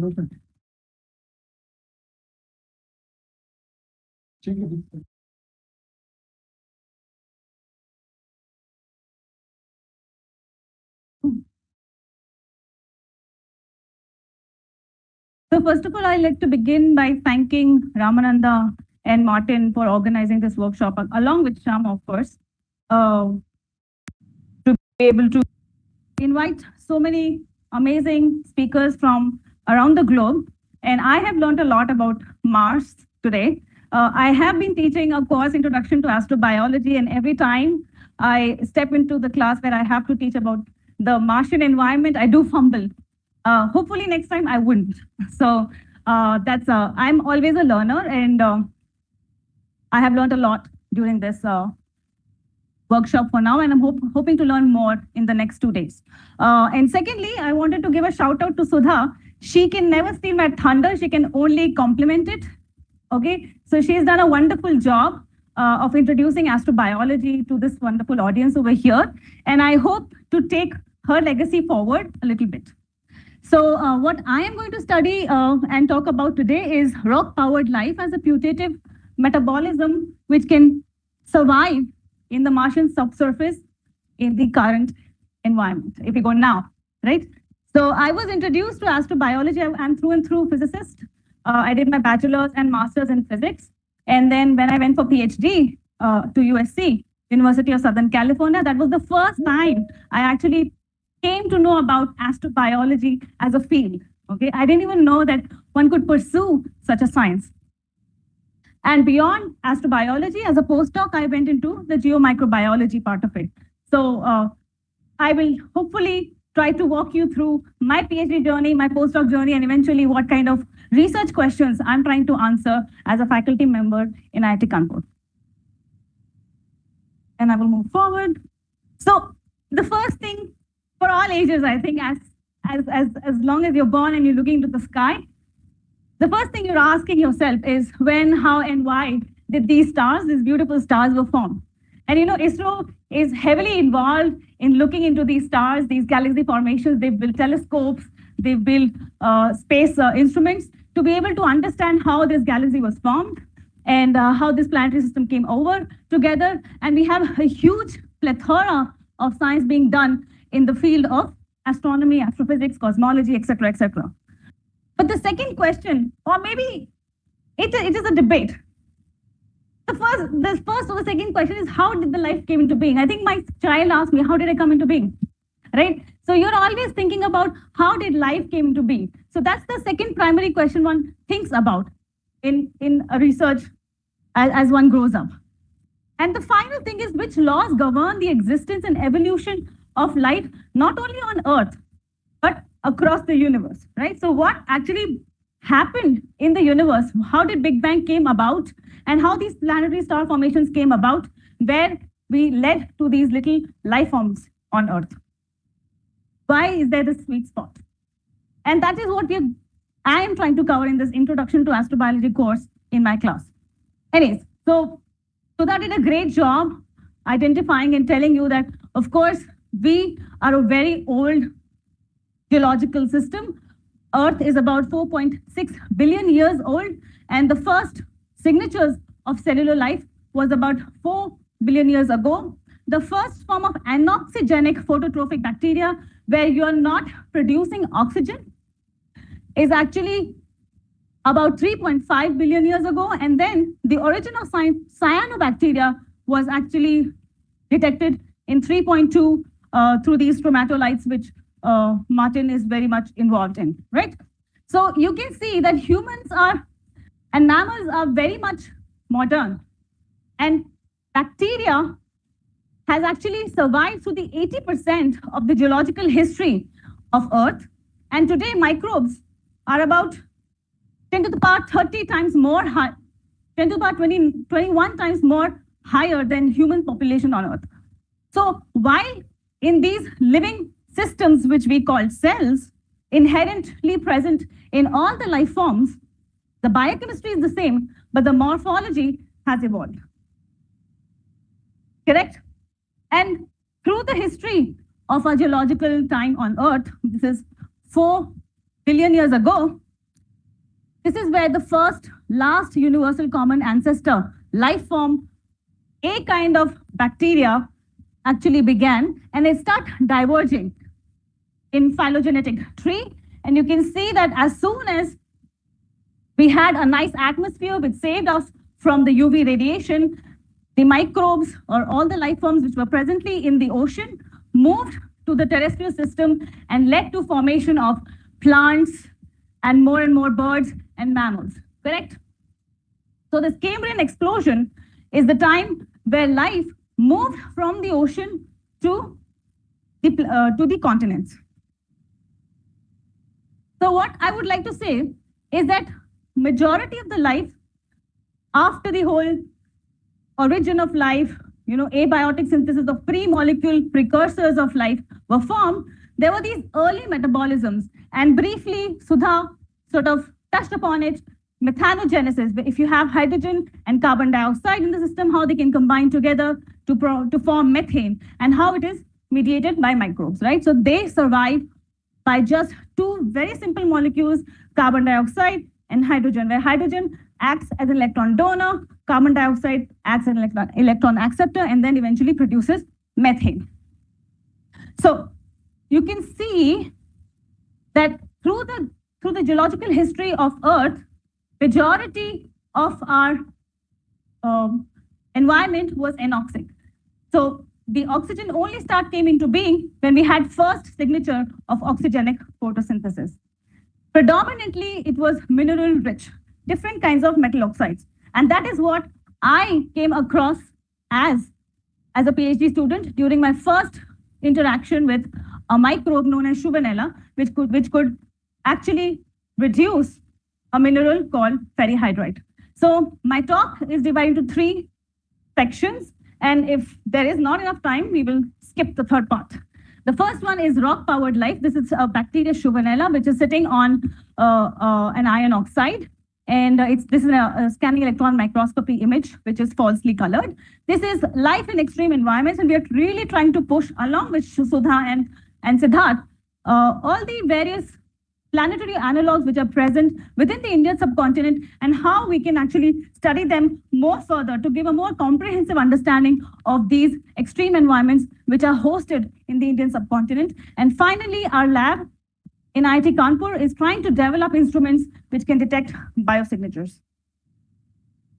So the questions we are trying to ask is what are the basic mineral microbe interactions and how do they sustain the metabolism in absence of sunlight and oxygen? Again, majority of these microbes, which I said was predominantly present through the geological history of Earth, is surviving in the deep continental and the oceanic subsurface. So right over here, 70% is actually surviving in the deep continental subsurface. So what are they really doing in the continental or the oceanic deep subsurface?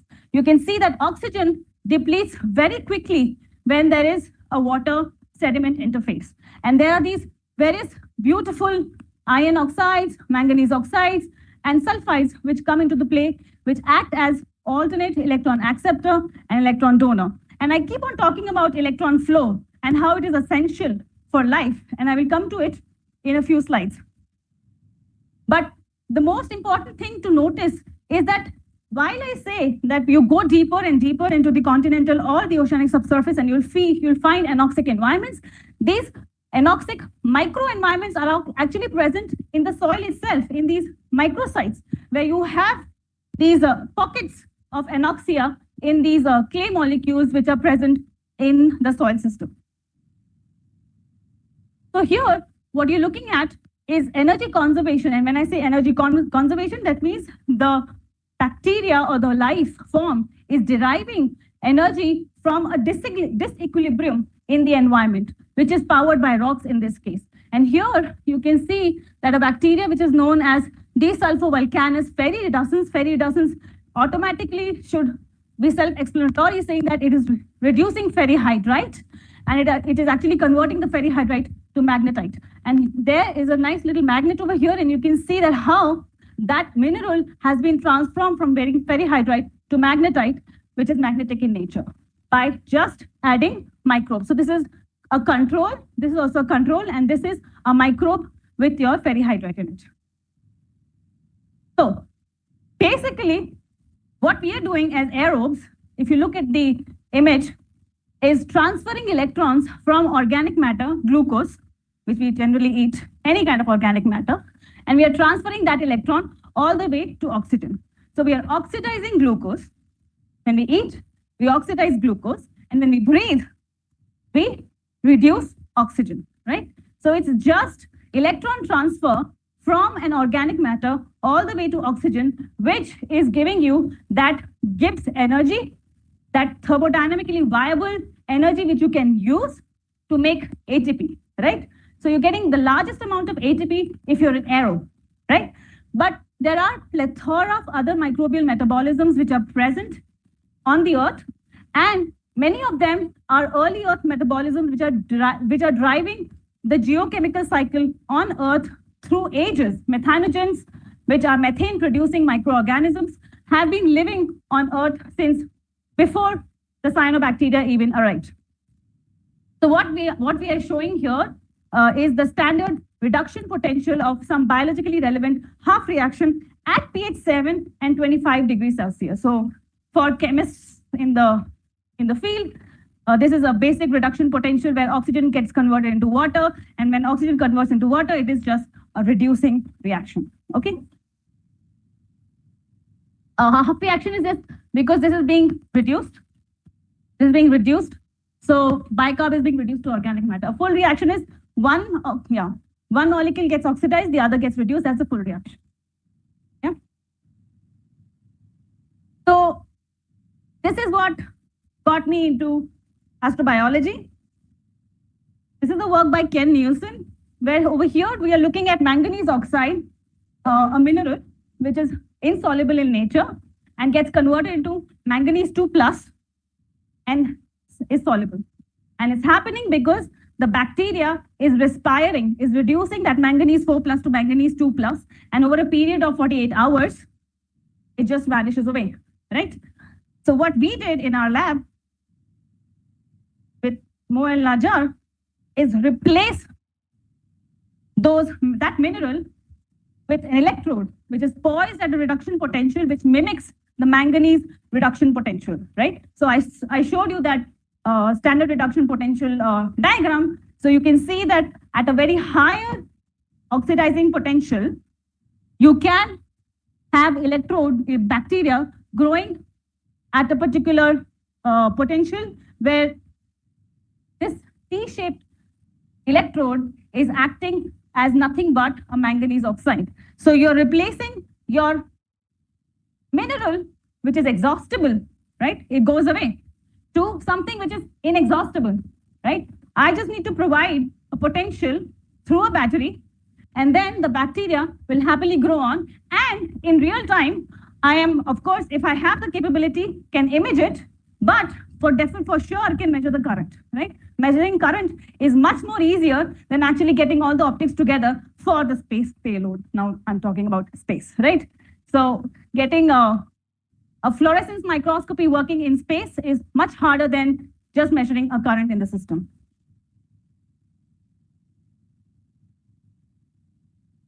Yes, so manganese oxide, so let's quickly go here. So manganese 4 plus is converting into manganese 2 plus, and the organic matter in that case was lactate. Lactate.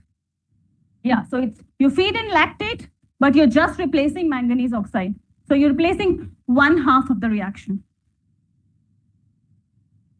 Okay, so during the course of my PhD, I worked on 2 field sites. One was Nevaris Deep Well. It was an aquifer, anoxic aquifer, which was embedded in carbonaceous rich rocks. And then this is the Sanford Underground Research Facility. Sorry, Death Valley. Yeah. So it's an aquifer in Death Valley, very high temperatures, of course. And I went into the peak of the heat wave in Death Valley. And this is Sanford Underground Research Facility, which was about 1.5 kilometers deep into the mine. And then the third environment as a postdoc was actually 1 kilometer in the seabed, where we had whale falls. So I will get into the details of it, or maybe completely skip it for the sake of time. I don't see time. Okay, so we were able to poise our electrodes at 4 different potentials and saw current actually increasing. And on all 4 of them, we saw bacteria grow on them. So we were able to observe microbial colonization on all 4 electrodes. So why this was novel in this case was it was 1986 when Shuvernella was first isolated from Lake Oneida in Wisconsin, I believe. I'm not sure. Lake Oneida. I don't know where it is. Okay, good. So Lake Oneida in 1986 was when this bacteria was isolated on on manganese oxide. So plain lactate manganese oxide. It took 20 years, 2006, when you replaced that manganese oxide to poised electrodes, and you saw the growth of that particular bacteria. 2006 is when you were able to replace those minerals with electrodes. And 2010 is when I joined as a PhD student, and immediately we started thinking that can we use these bioelectrochemical reactors, which can work for Shuvernella and Geobacter, which is another model organism, and see whether they can act as signatures of life for subsurface life. Are more and more bacteria capable of doing this kind of microbial metabolism? Maybe not actually doing the entire reduction or oxidation, but being part of that geochemical environment.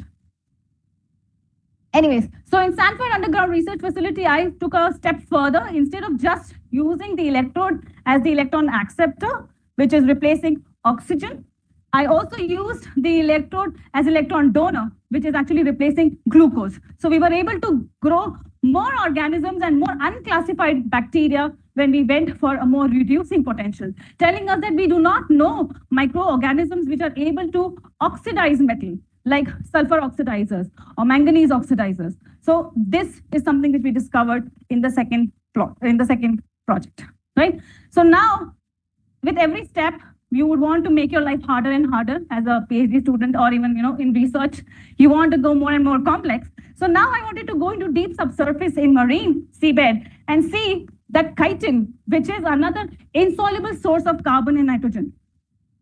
Again, backing up a little.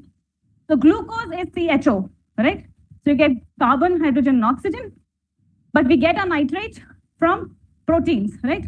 Ammonia, amino acids, etc., etc. But chitin is actually CHNO. It has all these basic elements, and it is nothing but the shell structure of any crustacean, crabs, etc., etc. So cellulose and chitin are the most predominant biomolecules present on the Earth's subsurface. And chitin, in a way, acts as a carbon as well as a nitrogen substrate for microbial metabolism. Anyways, so again, insoluble. Cellulose, chitin are insoluble. So we wanted to plug in chitin, which is an insoluble substrate of carbon and nitrogen, and plug in an insoluble sink for electrons, right? When I say sink for electrons, replacing oxygen. So we were able to actually isolate a bunch of bacteria which were able to, so we collected samples, we brought them back to the lab, and we ran this microbial electrochemical reactor, and we were able to collect and isolate a bunch of bacteria which were capable of taking the entire chitin flakes from the deep sea environment to carbon dioxide and methane. So we were able to mimic the entire deep sea geochemical environment within a bioelectrochemical reactor. So while only Schuvenena, desulfuromonas, halodesulfovibrio, and trichloromonas are actually interacting with the electrode, but it is actually also driving how much Volatillia can degrade chitin. So they are working hands in hand with each other. Again, chitin is not a biosignature. It's going to be hard to find it as a biosignature. So I know that methane, carbon dioxide, sulfur, chitin is only formed as a shell of a crustacean. So if you have a crustacean, you'll have chitin. So while people say chitin is a biosignature of life, well, yes, for sure. If you find chitin, that is the biosignature of life, but I don't think you will find it that easily. Okay, so the next, sorry? Yeah, yeah. If you see chitin, then of course, oh, yeah, for sure. Okay, so now what we want to study is, of course, I spoke to Martin, is when I went to Yellowstone, is when I fell in love with geomicrobiology. And unfortunately, probably not a thing to share with people, but I missed my convocation, PhD convocation, to go to Yellowstone, celebrating my convocation, my PhD, with going to Yellowstone. So this is a geothermal spring in Yellowstone National Park, and I would love to work on it. But as I have moved back to India, I am looking for other environments, planetary analog environments within the Indian subcontinent where I could work on these various interesting topics. Okay, so diverse extreme environments are found in our universe, and this is a fundamental paper which I really love from Jan's lab, I believe, Jan Amend, where they actually categorized how Venus, Earth, Mars, Ceres, Europa, Titan, and Enceladus, which are proposed to have habitability or probably life, how diverse these environments are. There is no point in the center. It's just telling us in phase space, pH on your right, pressure on the top, salinity on your left, and temperature at the bottom. What are the ranges of temperature you see on Venus, Earth, Mars, Ceres, Europa, Titan, and Enceladus? So this is just the range of extreme pH, temperature, salinity, and pressure which are observed. And you can see Earth is pretty much spanning the entirety of it, if you look it closely. Yeah, so Earth is spanning all of it. Everything which is known for, maybe there are other extreme environments which we do not know of in these other planetary bodies, but Earth has all these extremes. And Earth is a planet of extremes. So where do humans lie? What can humans do? Eat. We can only drink water which is, fresh water, right? We can survive in not even a very hot environment. We are already feeling very hot, right? A pH which we are drinking is about 7, drinking water, and then we survive in sea level. But what about microbes? The microbes are spanning all of it, the entirety of it. The light pink in the center are cultured microbes which have been brought in the lab, isolated, and there are genetic studies which are already being done for those microbes. And that's the purple in the background is the environmental studies. You go to the environment, you extract DNA, you identify that there is a bacteria or not, but you are unable to, grow them in the lab. Okay, so the bacteria, the microbial life has survived. And that is why when we say that, okay, extreme environments are actually analogs for planetary bodies, is the reason why, because there is not a single extreme environment where we have gone that we have not found a microbial life. Maybe it's not growing, but it is there. So our latest paper from me and a PhD student in Earth Science department, we have tried to identify all the work which has been done within the Indian research community in geothermal springs. Hydrothermal springs is pretty much led by the Chinese space agencies or the ocean agency there. Mud volcanoes, very much relevant by Amit Basu. He actually from PRL has been doing a lot of work in mud volcanoes in the Andamans, glaciers, desert, and hyperalkaline environments. So we have these various environments which are what I see are not studied as a whole. So it's very isolated studies, only studying geomorphology, only studying geochemistry. And whenever I went for any field study, we went as a team, which Sudha already spoke about, right? So it is an interdisciplinary field. So we need to bring the geochemists, the geomorphologists, the microbiologists together to actually look at these sites very carefully. Again, reiterating the various kinds of environments, extreme environments, which are hosted in the Indian subcontinent, and why are we not tapping into these? We need to tap into these environments to actually not only understand the microbial diversity of organisms which are present over here, but actually use any kind of a rover system or a lander system to test whether they are going to survive these extreme conditions or not. If I want to sample, in situ sampling in an acidic environment, I need to check whether that rover is going to work in that in situ environment or not, right? I had a funny case where a postdoc went to Mono Lake, it's highly alkaline environment, and they just dug using a falcon tube and it just vanished. So you need to test, right, whether your sampling device is going to work or not. So we have identified a bunch of Martian planetary analog, lunar analogs, Venus, early Earth environments, which as a research community, we need to come together to look into these environments. And what we are doing in our lab is actually just teasing apart the geomicrobiology aspect of it. So we are getting the data from the publicly available data set and trying to figure out what are the microbial diversity of this environment. How am I doing on time? 3-4 minutes. Okay, great. So developing. Okay, well, this is very far-fetched, developing instruments for detecting biosignatures. So, of course, I've told you that bioelectrochemical tools have been extremely powerful in mimicking the biosphere and geosphere of the environment. And bioelectrochemical tools are just using the capability of a bacteria to oxidize a poised electrode or reduce a poised electrode, right? And energy transfer is fundamental to life. You're doing it with minerals, you're doing it with organic molecules, but the transfer of electrons is fundamental to life. And it is going to be universal. Okay, so whether a carbon molecule acts like a carbon molecule on Earth for a microbial system, I'm not sure. Biology itself, now I'm going into metaphysics. Biology itself can change, right? But the electron transfer from a reducing environment to an oxidized environment and grabbing that ATP. I am saying ATP because I know ATP. But in any other life form, in any other environment, it could be different. But electron transfer per se will be same. Okay, so that's what actually got me into the astrophysics, astrobiology part of it, that we can replace all these chemistries which are present using electrodes, poised electrodes. So we are building a payload right now in our lab.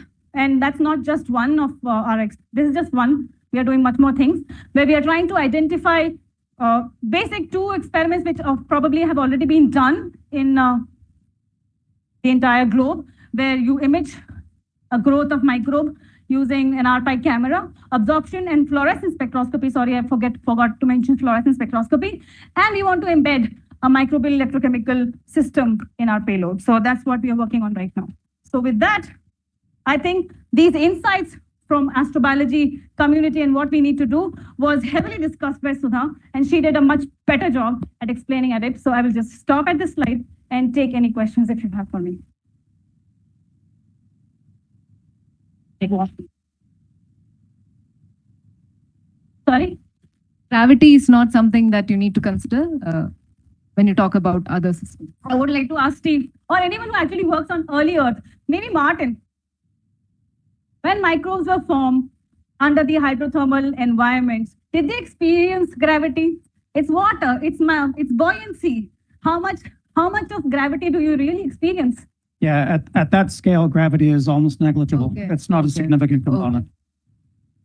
So while gravity is important for space biology questions, it's not important for astrobiological questions. Okay, I didn't know that. That's a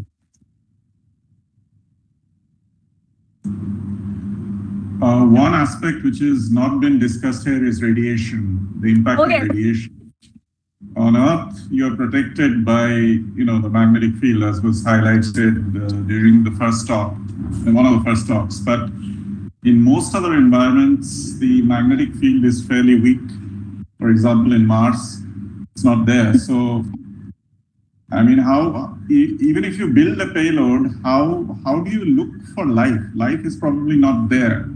So, as you know, NASA discussed 25 years back, they were talking about following the water, but now it is looking for habitable environments because, life is almost ruled out. So can you throw some light on what your payload is basically, what are the objectives and what it is planning to detect and how does it handle radiation?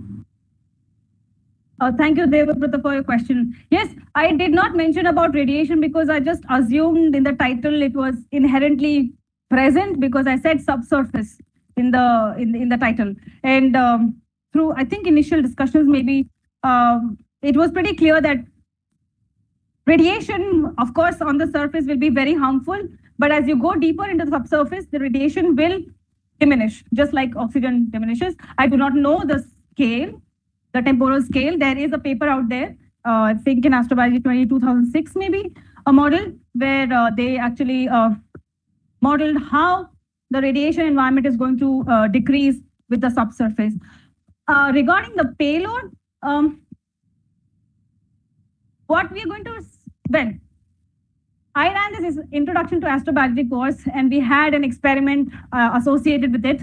And it's a very preliminary experiment where we collected sediments from our backyard, we heated it, baked it, etc., added an autoclave water, and then we just, plugged in our electrodes with bacteria, without autoclave, with autoclave, and we saw an increase in current when bacteria was, of course, when bacteria is inherently present in the sediment versus when we have killed them, right? So the kind of payload I'm talking about is maybe futuristic for now, but it is coming for sure.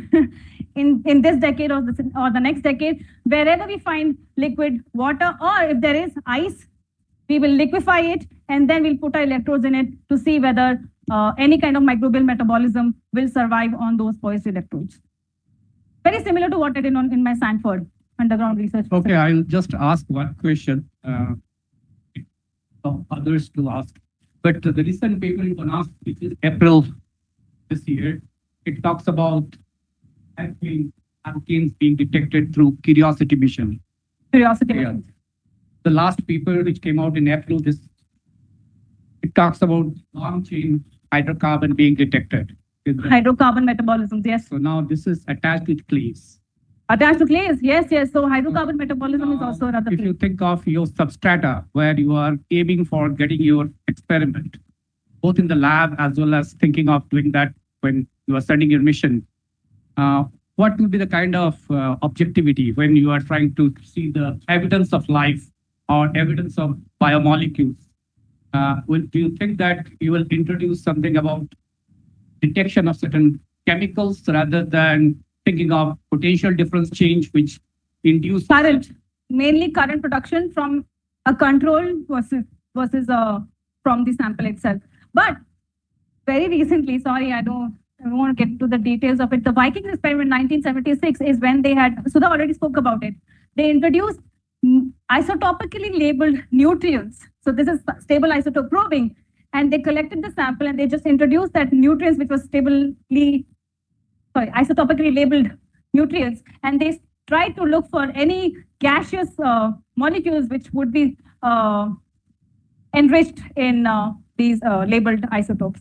So yes, I'm electron transfer and stable isotopes. My second thought is Isotopes. You are talking about carbon-based life. What about silicon-based life? Beautiful, beautiful again. So this thermodynamic chart, I think it's universal. This reduction, this redox tower is going to be universal, right? You study in chemistry and you study everywhere. The potentials at which that reduction occurs is going to be defined by the environment, right? So that will be another factor. Correct. So energy is electron transfer. Potentials will be defined by the environment. So the instrument which you're talking about to detect biosignature, all what you get is the current, increase in current. Say you go to an unknown environment and you deploy this instrument, what are all the possible unwanted signals you could get, which could mimic a biosignature? That is again what isotope geochemists are also dealing with. What is an abiotic signature versus abiotic signatures, and that is what we are going to focus on. In fact, we have an undergraduate team which is building a rover where they're taking a core and they are putting in basic BSA assay, which is identifying for proteins. And I said, take that sample and come up with a design where you can heat the sample to some particular 400 degrees Celsius or something where the microbes won't survive. And then take a control sample and quite a lot of calibration an actual sample and then see the difference.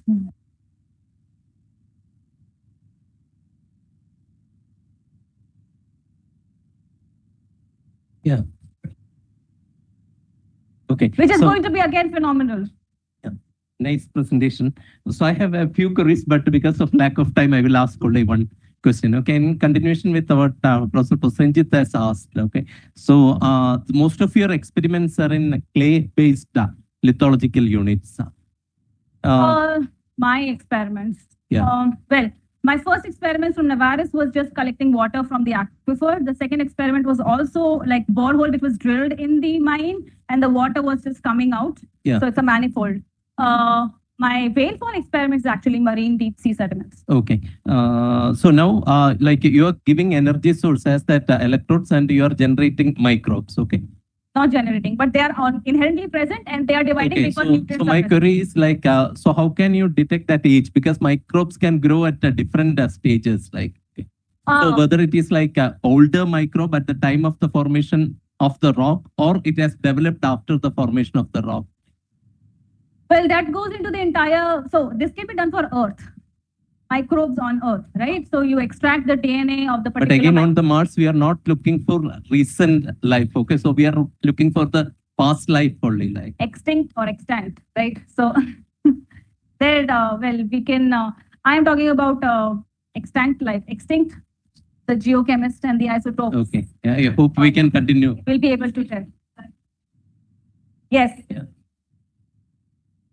And what is the time involved in these experiments? Oh yeah, so it really depends upon what is the starting, how much bacteria is present, right? So for my and how extreme your environment is. For my whalefall sediments, it took me 6 months, and then the COVID hit. Beautiful. So yeah, okay. So yeah, it took quite a long time to see that initial baseline current rise, and then you're trying to sort of making sure that that is actual life, that's the actual signal.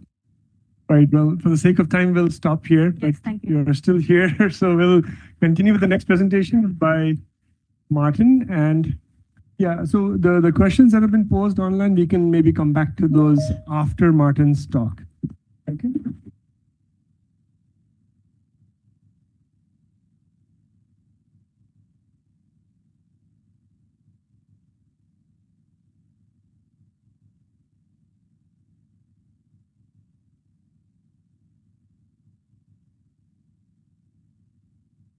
Yeah, it's going to take a couple of seconds to load all the images.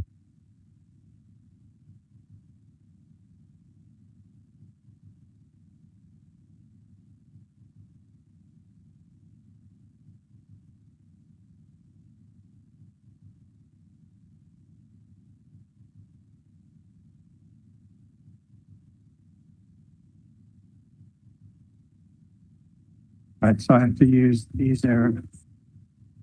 Yeah. Right. Here.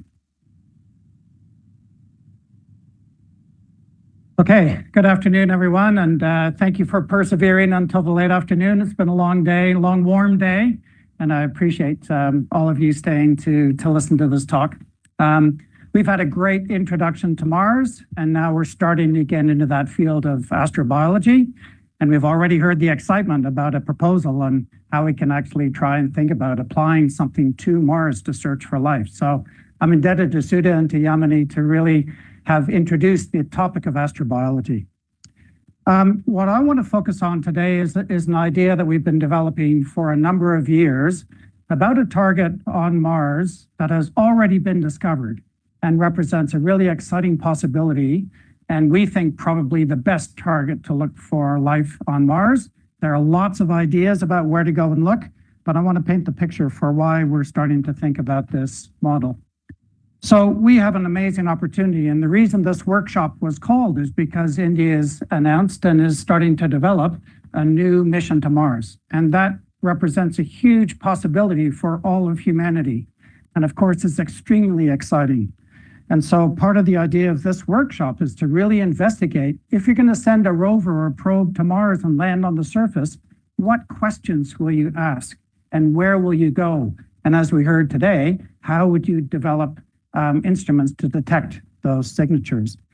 So we've already heard many different science questions, and I would urge all the speakers coming to directly apply at least part of your talk to thinking, how can a mission help solve those questions? Because that's what we're trying to do.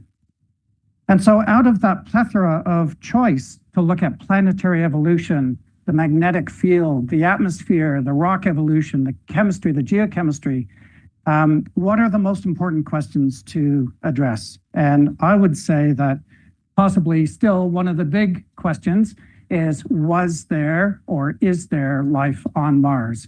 It's really this question that is going to win you a Nobel Prize. It's not about whether you can find out whether a rock is 3.6 billion years old or 3.7. So this is really the driver for a lot of exploration. And that field of astrobiology is all about investigating the solar system to address that question. Are we alone? So that's really the big question to address. And what people have done so far is really investigate this ancient bit of crust. There is sort of societal questions about whether we investigate for extant life, for life that could be living on Mars, because there's a possibility of contamination. It's a more complex problem. But missions so far have really been looking for evidence for ancient life in this old history of Mars, when it was warm and wet in this period sort of between 4.2 up to 3.5 billion years ago, as we've seen now in many talks. And that's the area that I want to throw some question in. As we've already heard, the objective has been follow the water recently, and we know that both Curiosity and Perseverance rovers are exploring in deltas or in lake beds within craters, evidence of flowing water. And the aim for the biosignature has been to find organic biomolecules. Now, a long chain alkane is exciting, but it's not a biomolecule in terms of it being definitive of life. The quest of these missions is to find a molecule that can be made only by life. And that's very challenging. There's a whole range of other biosignatures, textures, compositions, but those are less diagnostic as you go down the ladder of life detection. You may have heard about that term. And then ESA's ExoMars rover is going to do the same. It's going to a very extensive plain of clay-bearing sedimentary rocks. But the difference there is it's going to drill down below the surface to get away from that effect of radiation damage of organic molecules by incoming solar radiation.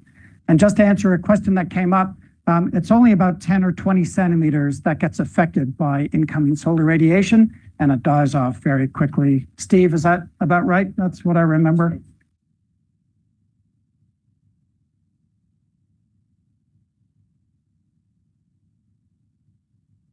Okay, that's what ESA's doing. Yeah.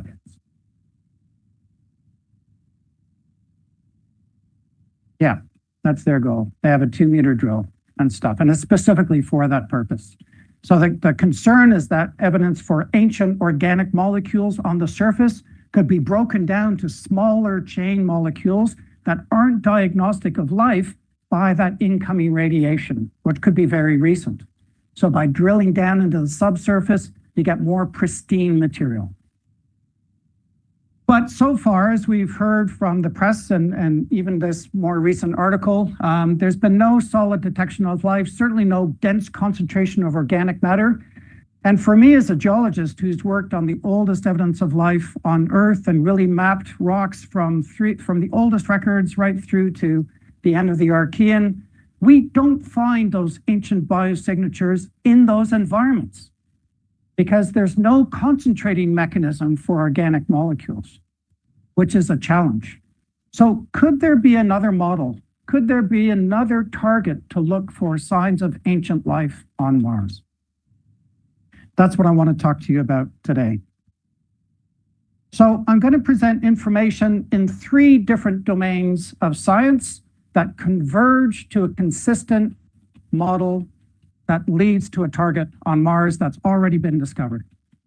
The first comes from our own research in northwestern Australia in the Pilbara Craton. We've already heard a little bit about that for tectonics, but it contains the oldest, best, most convincing evidence of life in the form of these domal and wrinkly stromatolitic structures preserved in an area of exceptionally good preservation in these very ancient rocks.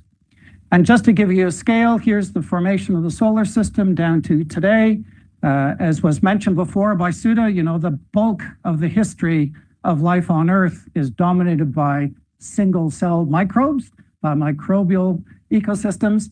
And the Dresser Formation sits here at 3.5 billion years old. There's a record at 3.7 from Greenland, which I am fairly convinced is evidence of life at 3.7. But these are less controversial and have basically been accepted by the community as evidence for life for a variety of reasons.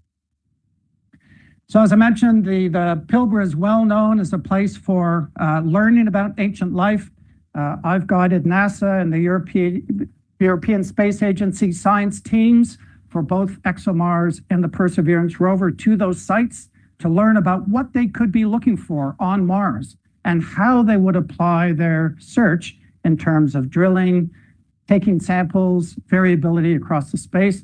The Pilbara is really our touchstone for understanding where to look for life on Mars. And we've written extensively about that in a series of papers that document both the habitat and also the potential metabolisms of that ancient life 3.5 billion years ago. And Yemeni described, or I think it was Sudha, they described that some of the oldest life was anoxygenic phototrophs. We see chemical evidence for that in these ancient rocks, as well as evidence for chemolithotrophs in terms of sulfate reducers. This is what the area looks like. We've sort of seen these dome and keel kind of structures, which you can see from space, but the outcrop is extraordinarily good. There's no forest there. It's all grasslands. It's in places 100% exposure. It's right up in the northwest corner of Australia where it does get very hot, similar to here in Bengaluru. And it's just to the west of a little town called Marble Bar. There's only about 300 people living there. So that's quite a contrast to here. And it's in this area known as the North Pole Dome.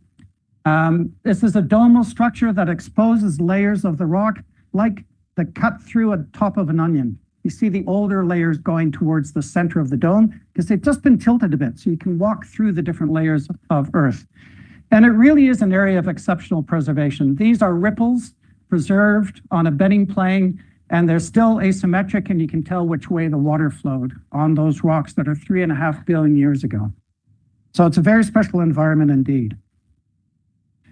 There was a discussion about what you can and cannot see in surface samples. We can see textures in surface samples, but of course they've been heavily weathered by this oxygenated environment we live in now.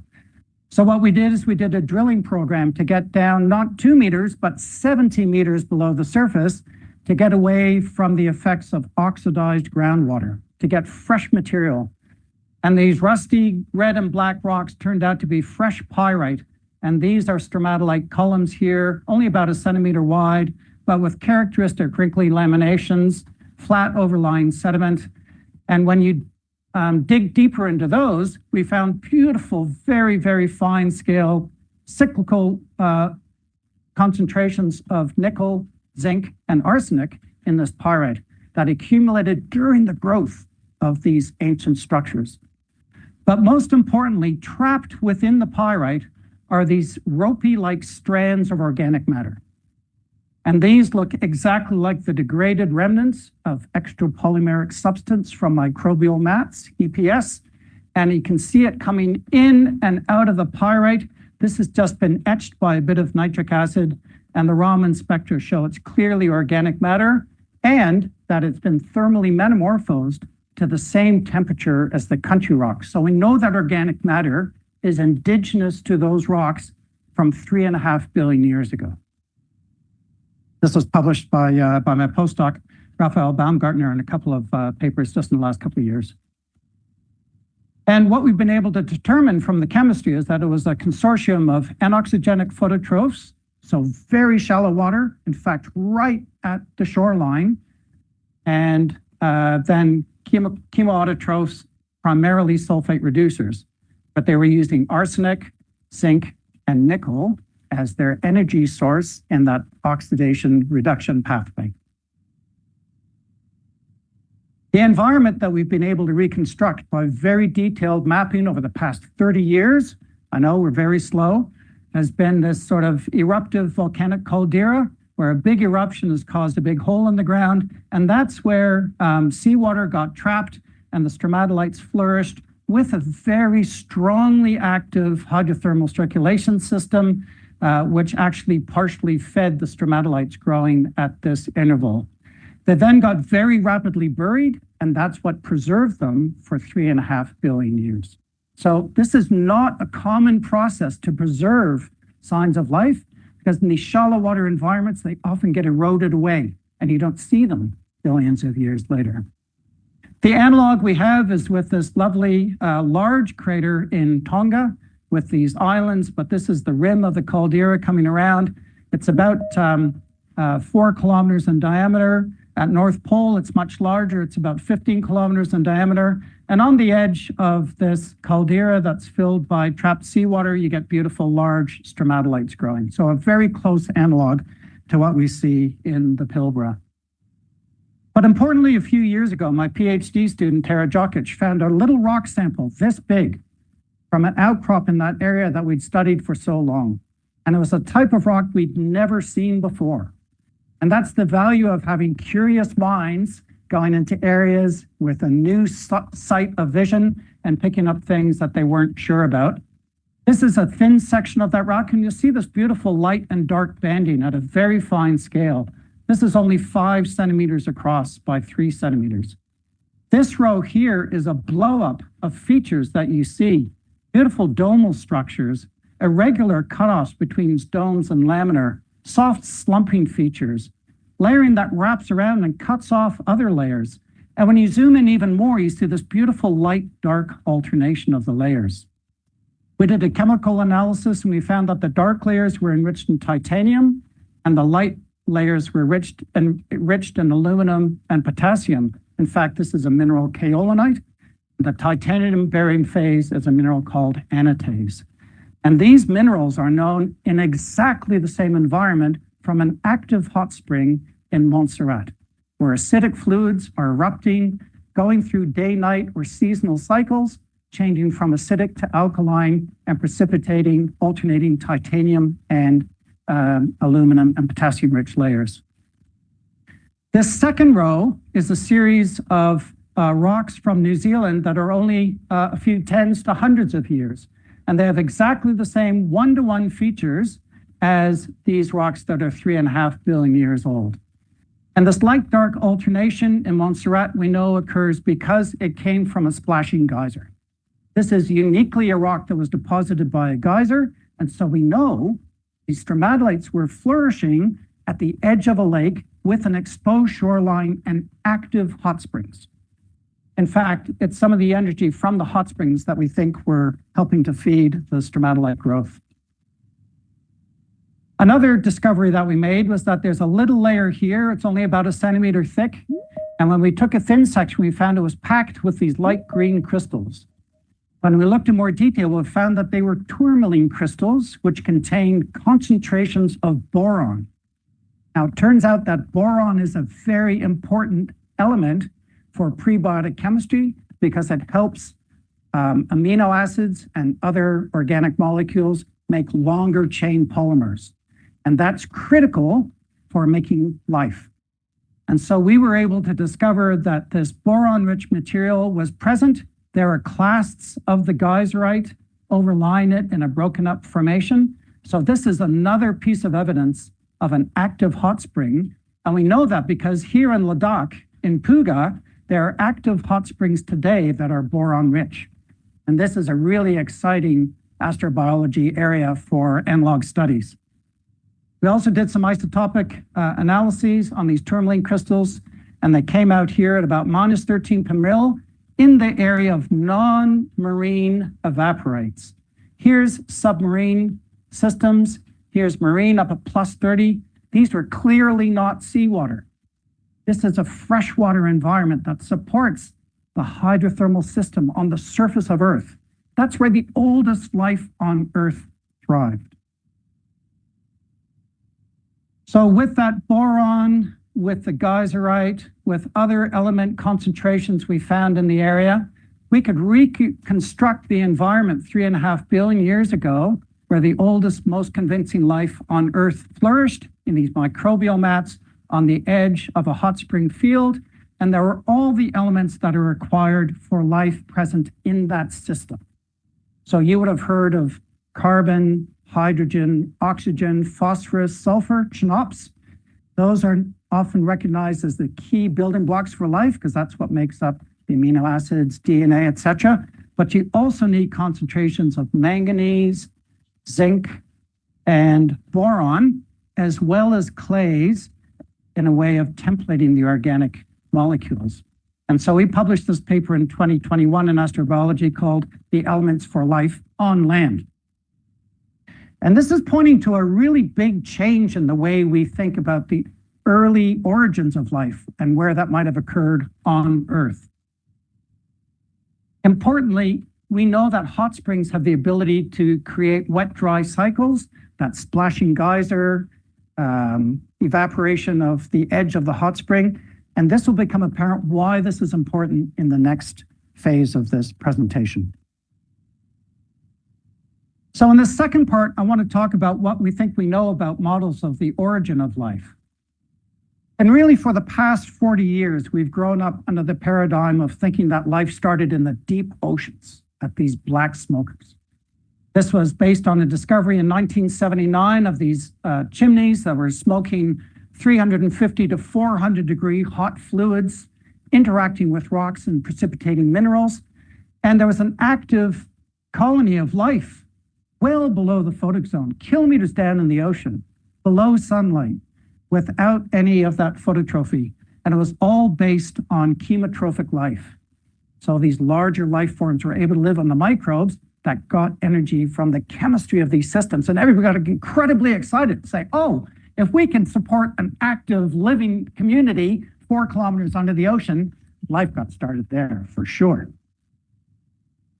And so the idea is that you do complex chemistry across these steep thermal gradients in the chimneys from 300 degrees down to ocean temperature, basically 0. And that allows for some energetics across these gradients where you can do some interesting chemistry. This was apparently supported, now this is already back 20 years ago in 2004 by an early phase of the tree of life, where the root of the tree of life was all interpreted to be hypothermophilic, meaning microbes that maximize their metabolism at high temperatures, above 100 degrees. And so that all kind of fit together, that life started hot and in the deep oceans by chemical life. But it turns out that that model was wrong. In fact, these systems are too hot. And a more recent compilation of the tree of life shows those sort of hyperthermophiles here, but there are even more primitive organisms but they're at cool to cold temperatures, room temperature. So that seemed to cast a bit of a doubt on these very hot acidic black smokers. And so, as was pointed out before, the model really changed now to thinking about white smokers, because they do also some interesting chemistry of warm water, now about 100, 120 degrees, interacting with rock, and doing alkaline rather than acidic chemistry. And so this became really a model of Mike Russell and Hall back in the early 2000s, and was very popular for quite a while, extending that deep ocean kind of origin of life. But unfortunately, that model doesn't work either. And it's basically for this reason, which is known as the water problem. And I want to introduce something that not that many people are familiar with. If we talk about habitable environments, that's for when life is already created. But even the most simple life is an incredibly complex structure and system. And then there's the whole question about the chemistry before life got started. And that's where the water problem comes in. We already heard about the need to take very simple organic molecules that are present in meteorites and combining them to make proteins, and taking sugars to make carbohydrates, and taking sugars and a base and phosphates to make nucleic acids. But the reaction for all of these is what's known as a dehydration reaction. To bind the organic molecules together, you have to kick out a water molecule. And so this is a problem in permanently wet conditions. The oceans are permanently wet. And we know that if you throw a compound of complex organic polymers into water, they will degrade over time, unless there's life to keep them together. So this water problem was already recognized in the 70s, but people didn't really understand the significance or how that applied to this idea.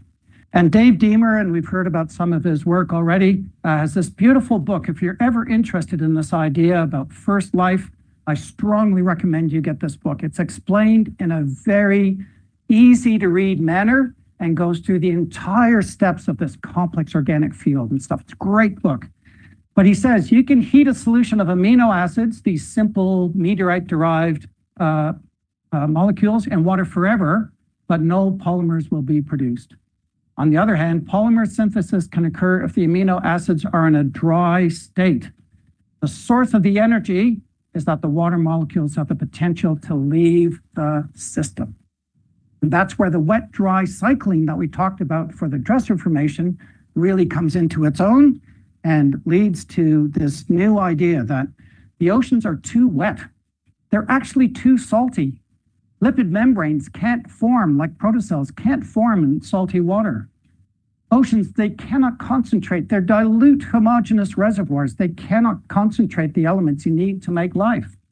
So it's now the origin of life community has come to this conclusion that the origin of life, or the oceans, may not have been the setting for the origin of life. That's a really dramatic paradigm shift that has been going on over the last 5 years. And so there's been this new idea that the origin of life could have occurred in hot springs. Now, if you think about it, the deep sea vents have water-rock interactions to make interesting chemistry. Here on the surface of the Earth in hot springs, it's exactly the same thing.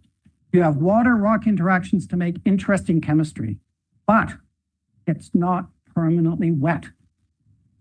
So we had the cover of Scientific American a few years ago, but a number of different groups have been talking about origin of first cells at terrestrial anoxic geothermal fields by Alman Mulkajanian. There are a lot of work by Bruce Deemer and Dave Deemer on this idea. And it's really this idea that because geysers erupt periodically, they wet and then they dry out on the edges, or hot springs well up and go back down again, you can get these dehydration reactions to make these complex organic polymers. And that's been experimentally proven. But there are a number of other really exciting features about hot springs that aren't generally known, and I thought I'd summarize those here for you. We often see that picture of a single spring like I just showed you. That's everybody's view of a hot spring. But actually, hot springs occur in fields of tens or thousands of pools, and those pools have different chemistry. Here's a great example from New Zealand. This is Champagne Pool. It's neutral.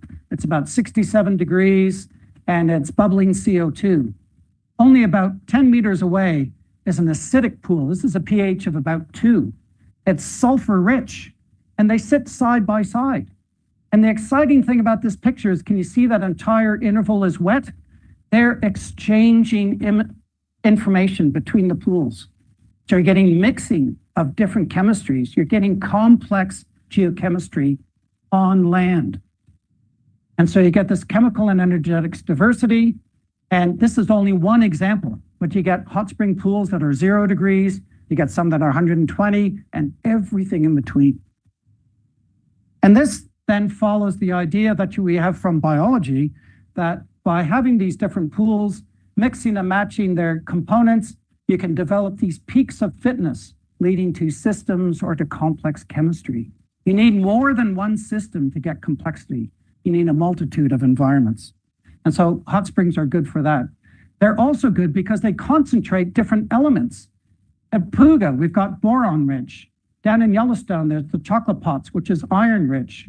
At Champagne Pool, we've got arsenic and gold. And we have these acidic ones that are rich in sulfur. You literally have the witch's brew of different element concentrations on land. Dave Deemer did an experiment where at Bumpus Hill, he poured an organic solute into an acidic pool and found that they were able to form lipid protocells that are just about the same size as our cells, lipid membranes, and some of them even concentrate organic molecules in the middle of them. This doesn't happen in ocean water. It occurs in hot springs on land. So hot springs really for the origin of life are the way to go for these many different reasons that I've just outlined. And that's now widely discussed in the community. And if you're interested, there are actually 4 special issues on astrobiology devoted to hot spring chemistry and the search for life on Mars. So we did these 3. I was the senior editor for these 3 in 2019, 2021. And now Bruce Damer, this is just about to come out. It's available online, but it hasn't fully been released as a new issue, but you can find articles about that, an origin of life on land. The third component, and my colleagues who are coming tomorrow, Michael Rao and Steve Ruff, will talk more about this. But the good thing about hot spring deposits is that they preserve textural and molecular evidence of life through the geological record. So it's very often that you can have life, but then the signature gets washed away or diffused or broken down. But in hot spring deposits, there's beautiful concentrations of organic matter. Here's a lovely stromatolite in geyserite. All the green is organic matter concentrations. You can even see organic matter concentrations in these filamentous microbes that are trapped and preserved in the silica. These are really strong biosignatures. And I'm not sure if I can run. This is an image you'll see from Michael Rao. I hope it runs. This is one of these little samples of microstromatolites, and he's done a CT scan here. You can see this very irregular layering, the way it's branching in shape here. These are textural hallmarks of life when combined with geochemistry. And so this is the kind of work that's being done on hot spring materials as a way of thinking about, if we had a sample of a hot spring from Mars, what could we do? How could we prove that life was involved? And so that brings me really to this next part. Where does that leave us with Mars? Well, the Spirit rover, which traversed across part of Gusev Crater into the Columbia Hills in the 2000s, ended up doing a lot of time around home plate. And in this area, they found deposits of opaline silica, which is the material that's deposited from hot springs. Steve will discuss this in much more detail tomorrow, but I thought I'd quickly outline the reason why we're so excited by this astrobiological target. These are the original papers from 2008 by Steve Squires. Steve's here, and then Steve's opus magnus, which really describes these in more detail. But this is a picture of the deposits. And you'll notice straight away that they're very unusual for a geological deposit. Most geological deposits on the surface are layered. because they're sediments or volcanic flows. They're deposited by wind or by water. But these are made up of these nodular structures that have a very rough texture. All around, they have these like finger-shaped protrusions growing out of them, which is very unusual for a geological deposit. And at the time when they were found on Mars, there was no real understanding of what this might be texturally in terms of an Earth analog. As because of the work that Steve has done, and we'll describe in more detail, that we know a lot more about it.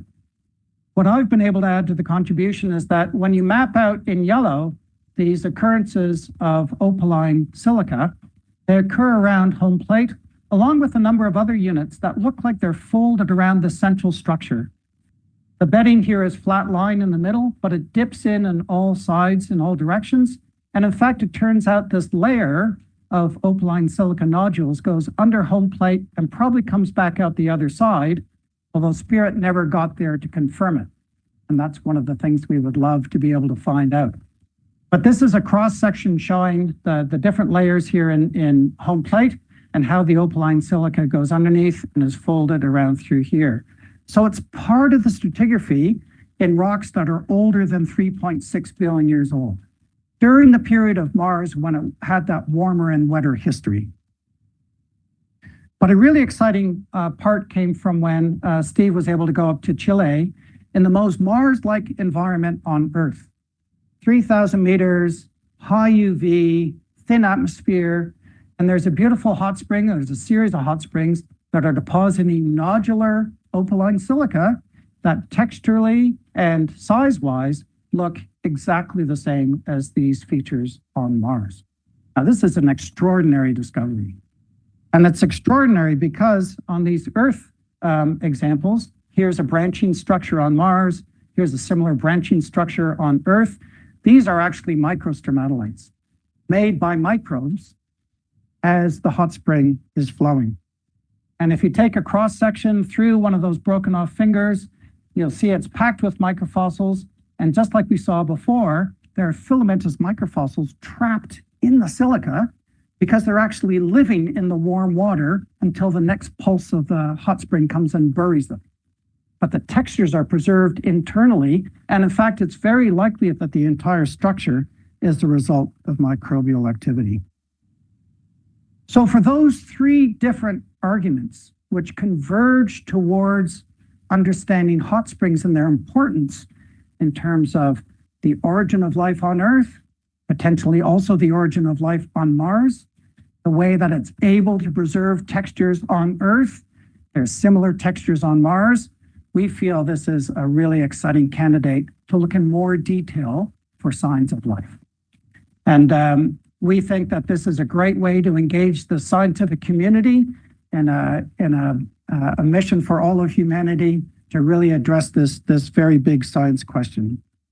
I thought I'd also put down some points about what the benefits for India of going back to a place that has been visited already. That might be difficult for some people to imagine. But I'm a geologist, and when we find something interesting, we go back and we look harder. We use new technologies, new techniques to investigate more deeply. And the thing about going back to a place that's already been visited is you're reducing the risk of the unknown by going to a new area that's only been looked at by remote sensing. There are many good examples that remote sensing, because the scale is so big, doesn't give the detailed knowledge of understanding what's on the ground. We know what's on the ground because Spiro was there and took high resolution pictures. We can figure out the history of that area, and we'll talk about that tomorrow. So it reduces risk and it increases the chance of mission success by not having to rely solely on remote sensing data. It's got a high value science rationale for going to Mars. You can develop a novel architecture that will showcase Indian technological capabilities to develop new tests for this question. And that will put you at the front of global technological expertise.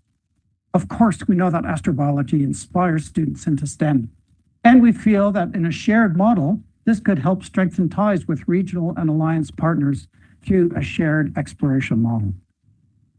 So tomorrow I'll talk a little bit more in detail about what is the rest of Columbia Hills.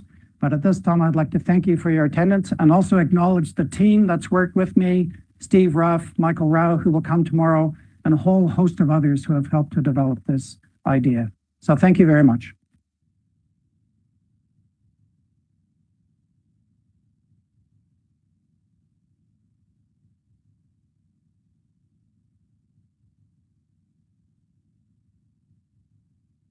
My first question is that how hot is your hot springs? So- What is the kind of degree of temperature you think are these hot springs? So the maximum temperature of hot springs is about 120 degrees, but really most are in that range between 60 to 90. And then there are some that are significantly cooler. It's all about what's happening in the subsurface and about the transfer of that material to the surface. But there's a wide range. 120 degrees is too hot, right? You're only going to get tar. The organic molecules will actually caramelize and burn together. But in these cooler springs, and especially on the edge, where you get a very rapid temperature gradient away from the pool onto the rim, you get down to ambient air temperature. So there's lots of variability there to do interesting chemistry. In the middle of the hottest hot spring, no. The other exciting thing, and I pointed it to, is you get a whole range from alkaline pools to acidic pools, neutral pools where there's high rainwater, and they change constantly. One of the most exciting geological field experiences I've had is we were in New Zealand and we were looking at this area with a bunch of springs, and all of a sudden, for no reason that we could tell, one of the springs just started to well up very quietly, but it spilled out over its boundings and spilled into one of the other springs nearby. And it precipitated sulfur, along. It was just incredible. It's so active and dynamic. You do extraordinary chemistry. But probably the interesting areas are on the edges or the sides of the pools. What I understood is that you are looking for very high diversity in terms of types, like from oxidation to reducing environment, where you are expecting life really diversify in different ways. I think certainly for generating the origin of life, you need that. But for our purposes of investigating or searching for life, a hot spring is a relatively ambient, conditions that if life got started, life would inhabit a hot spring system. And so that's why the discovery of a hot spring system that's 3.8 billion years old or so, right in that window, is so exciting. Because maybe life didn't become elephants and sharks and whales and humans and stuff on Mars because it went geologically dead. Or life has receded into extreme environments and preserved. But if you're looking in the geological record, that's the perfect window. And then the most likely environment to search for signs of life is the hot spring. And we know where that is. What about travertines, which are cooler, still host life, and there are evidences of having similar features like stromatolite being going. I think it can be another candidate apart from the hot spring deposits where you are expecting life to be there as a evidence going back in time, like paleo hot springs. Sure. So most hot springs that we see today have silica aprons, because the general composition of the fluid is this alkali chloride fluid. It's acidic, and so it precipitates silica. But there are alkaline hot springs that precipitate travertine. So it's not a different beast, it's just a different part of the spectrum. It's still, and you're right, it's cooler often. So Mammoth Springs is the big one, right? And these huge, beautiful springs in Turkey, which I haven't seen, those are travertine deposits, and they have microbes as well. But the interesting chemistry for making protocells is in acidic conditions. And so for origin of life, we'd look for conditions X, Y, Z. But then in terms of searching for life, a hot spring deposit on its own is of high value. So, there was a slide where you compared the structures or sizes of some images taken on Mars with that of features seen on microbioorganisms on Earth. So which images were shown that taken on Mars, and are they of what scales? Are they 1:1, or how does it compare? So, as I said, Steve will talk more about this tomorrow in great detail. So this is the picture on Mars, and we've just superimposed a geological hammer here for scale. This is not real.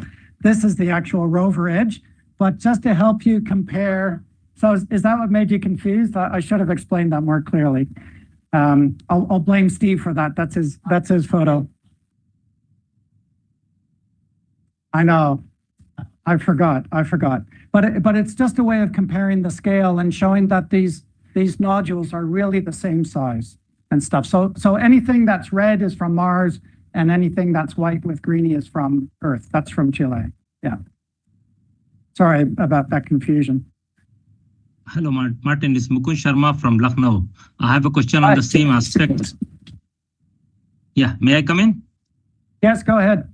Yeah, Martin, Mukund Sharma from Lucknow. I have a question on the same aspect, what you have shown from the nodular opaline silica on the Mars and the Altatio microstructure, which you call them the microstromatolites.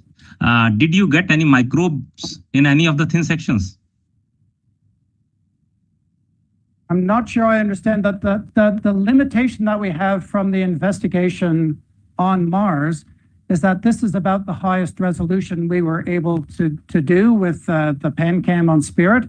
So there were no samples returned. We don't have thin sections. All we can do is compare at this scale for those materials. And the thin sections I showed of the scanning electron microscopes were from the examples from Earth.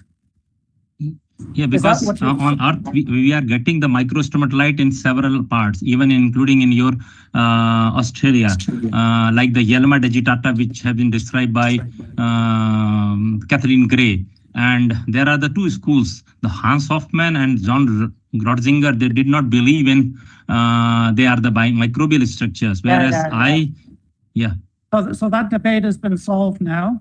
There was a debate about some of the old stromatolites, whether they were actually microbial or whether they were mineral crusts. But the literature is very clear on that now. There's very good evidence. So in those ones that Kath Gray and Hans Hofmann discovered, David Flannery has found trapped organic matter. And we have lots of evidence that they were microbial growths in an accreting sedimentary environment, and same for the dresser. It is a complex field, no doubt. But we've got lots of good textual evidence now. No, but did you get any microbe in Altatio's microstromatolites? No actual microbial remains. No, just the organic matter and that ropey texture, probably the EPS, but no actual microfossils. It's too thermally degraded for those microfossils to be preserved. I have a question regarding the origin of methane. After the measurements which were done by Curiosity, have there been any other measurements of methane on the near the surface? And is the question regarding biogenic versus geological origin of methane, has that been resolved till date? Yeah, thank you for the question. There was this measurement by the Viking mission of methane enrichments on the surface of Mars. And they went back to investigate that with a series of satellite measurements. So they haven't done surface measurements, I don't believe. There were some measurements done by Curiosity, which, some sporadic measurements were done, and they found levels which were higher than the background. But I don't know if that has been followed up by instruments, methane sensors in instruments in recent missions.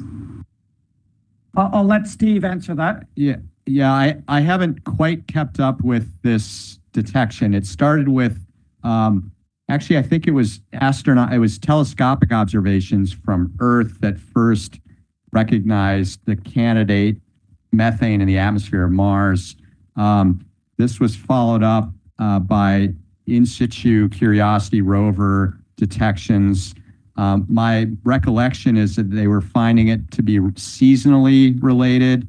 I thought there's still debate about whether this can be explained by some kind of seasonal atmospheric phenomenon. But I have to claim ignorance that I haven't followed that literature carefully. But you're right that, that beautiful mass spectrometer detections by Curiosity of methane, the question becomes, what is actually the source? And there's still, candidate geologic processes on Mars and certainly on Earth. Methane can form in particular geothermal, geologic sources that don't have to have anything to do with biology. So on Mars, you always start with the assumption that it's abiotic and then look for supporting evidence for biology. And I'm pretty sure that that hasn't been observed. Take a quick question from the in-person. Hi, Steve. So you just completely rooted out my origins in the ocean world. So this is my, understanding you're young. and what is, but then I should be following the literature, right? But I really, I do not still believe it. I don't know why. I feel that prebiotic molecules can be formed in the hot springs and etc. Life can exist in hot springs, which is an extreme environment.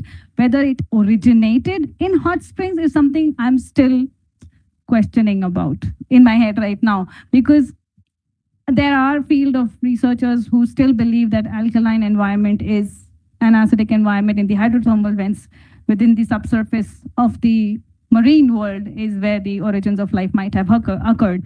And I believe that because of the radiation, early Earth did not have that atmosphere which we are talking about right now. And if I am wrong, please let me know. I can address that. Yes. So there's two components there. So I went to the Gordon conference on the origin of life a few years ago, and really 90% of the community was talking about hot springs. So it's Mike Russell and Laurie Barge and a couple of people are still stuck on the hot springs. And there's been only one paper from the experiments that they've been doing for the last 15 years on these chemical gardens that has purported to document a long chain organic molecule formed in that hot black smoker type environment. But there are questions about it and it hasn't been able to be reproduced. So you may feel that complex chemistry can occur in those environments. And you do get some interesting chemistry. You get nickel components, you get some very small organic molecules, but nothing that forms these complex polymers that require boron or manganese as an element to bind those together. And then in terms of the radiation, there's a good study from a Harvard colleague of mine whose name I've forgotten, but on very early Earth, the atmosphere was very, very rich in CO2. And they've done experimental studies on, faint young sun radiation coming in. And you're right that some radiation gets through, but the damaging radiation actually gets blocked by that thick early Earth atmosphere. And so the radiation that we fear and that we know about on Mars looks like it may not have been a problem for surface conditions on Earth. And one thing I haven't talked about, it's actually in the paper that's in that last special issue. It's just a very short chapter, but the area of investigation, and you were talking to me about possibilities for a future study. Remember, just today, you were talking to me about areas for a future study. So one area that's, I think, of incredible interest is, everybody talks about the atmosphere having rained out the oceans at about 4.2 billion years ago. But that process of raining out the water vapor from the atmosphere onto the surface would have actually made the entire planetary surface a reactor, a chemical reactor. As the pool started to fill up and the hot rocks and the water started to interact, all these different systems around the whole planet, right? I think that period at the transition from a vapor-dominated super greenhouse, early Earth, and then to the raining out of the oceans at 4.2 is a really interesting period to investigate. Now, we have no record of that preserved on Earth, so I'd rely on modeling. But Mars is a place that has that ancient record and a hydrological cycle and a basaltic crust. One of the other really exciting papers that was just published last year by Steve Benner and his group, they did experiments and found that they could make RNA on fresh basaltic glass. Oh my God, that's on land, right? So he talks about flowing rivers, but they're way too ephemeral. If you have these ponds that are circulating, that's where you're doing interesting stuff. So following up on the radiation effect, right?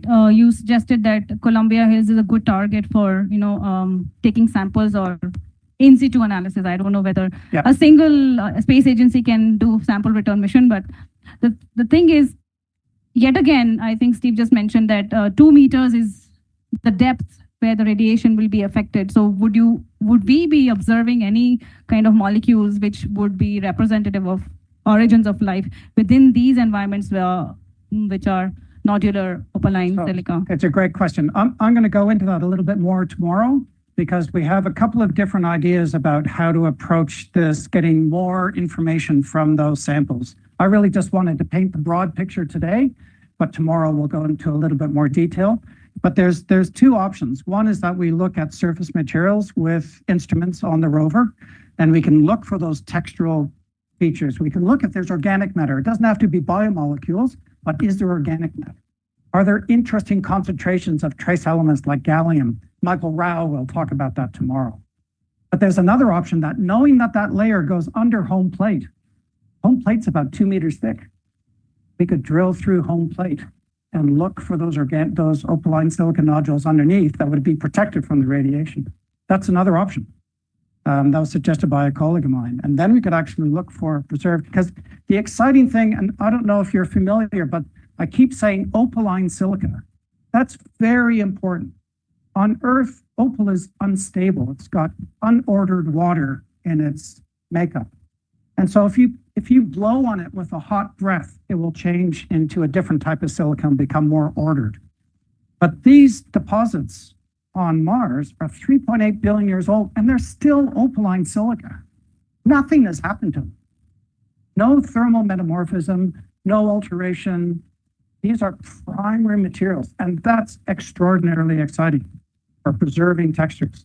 That's why the work that Steve had done to characterize them as opaline silica has been so critical in our understanding, because if it goes to quartz, everything will be lost, right? They're opaline silica. I had a quick question, sorry. Yeah, sure. So if we, instead of hot springs, could you just call them, areas with heated groundwater?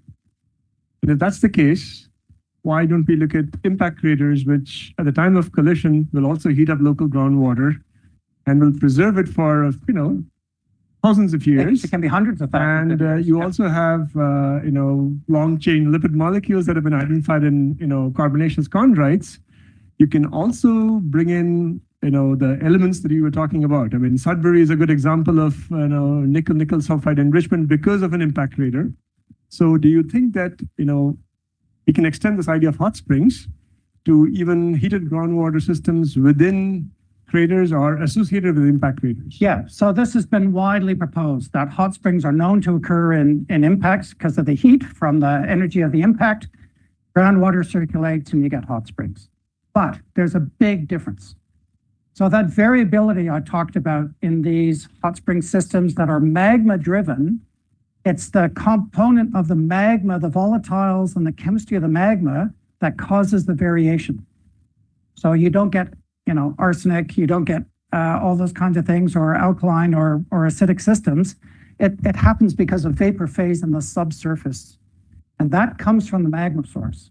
So with heated groundwater, it's going to be a much more homogeneous, less variable system. I don't think it would have anywhere near the potential.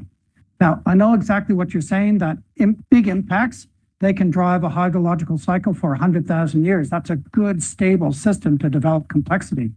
But I don't think you'll get the element variation and concentration that you would from magmatic-driven hot spring systems. So I think that's very important. Now, one thing just on that is, in the modern day, hot spring fields occur in tectonically active environments, so they don't last very long. Often they're less than 1 million years and they're torn apart by a subduction zone. But as we heard in the talk by Chowdhury on early Earth tectonics, in the very early Earth, it was likely a stagnant lid. And so if hot spring system, that we know there's lots of magmatism, we know that we get basaltic hot spring systems in Iceland that do interesting chemistry. So on early Earth, without plate tectonics, those hot spring systems can last for extremely long time. And I think that, again, is very exciting to think about. A whole planet that's undergoing magnetism like Venus, raining out of the atmosphere, water rock interactions. I can see it. Like, I can see it. Yeah.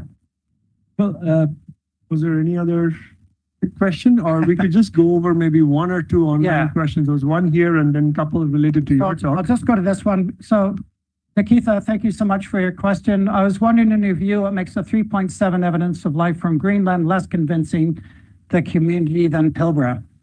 So Greenland, the stromatolites occur in one single outcrop.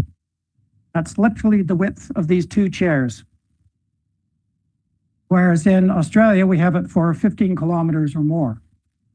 And in that, those outcrops preserve extraordinarily beautiful primary textures, but right next door, the rocks have been heated to amphibolate facies and recrystallized. And because it's such a higher temperature metamorphic regime with a lot of recrystallization, people don't believe that you'd get preservation of primary material. But we can actually map the fluid boundary between the recrystallized and the preserved material. In the original paper, it was shown that water wasn't involved in the metamorphism of those rocks. They're primary stromatolites, there's no question. And I've got a review paper in Earth Science Reviews just last year, if you're interested in the final word, at least from my point of view. But the other reason is that there's no organic matter left in the Greenland stromatolites. That's all been oxidized to CO2 or CO3. So there's no remnants of organics, which is a real clincher for biogenicity. And so there's just not as much evidence to support life there. But I think they're really good stromatolites. And the second half of your question is no, there's no indications of hot springs there. It's a shallow marine environment, as far as we know.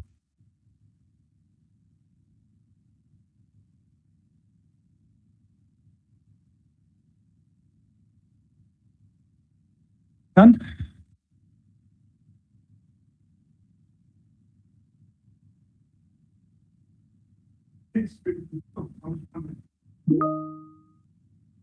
There's a question for Yamini.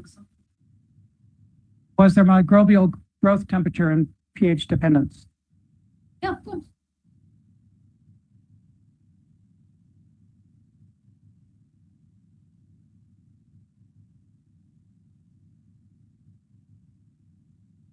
Hello, Bhala, if you can hear me, the entire redox tower has to be sort of written or recalibrated for a different temperature and a pH, right? So it's E equals to E naught minus nRT ln of the concentrations of your various molecules. So yes, we had a constant temperature at which we were growing at, and a pH which was mimicking the environment in our electrochemical reactors.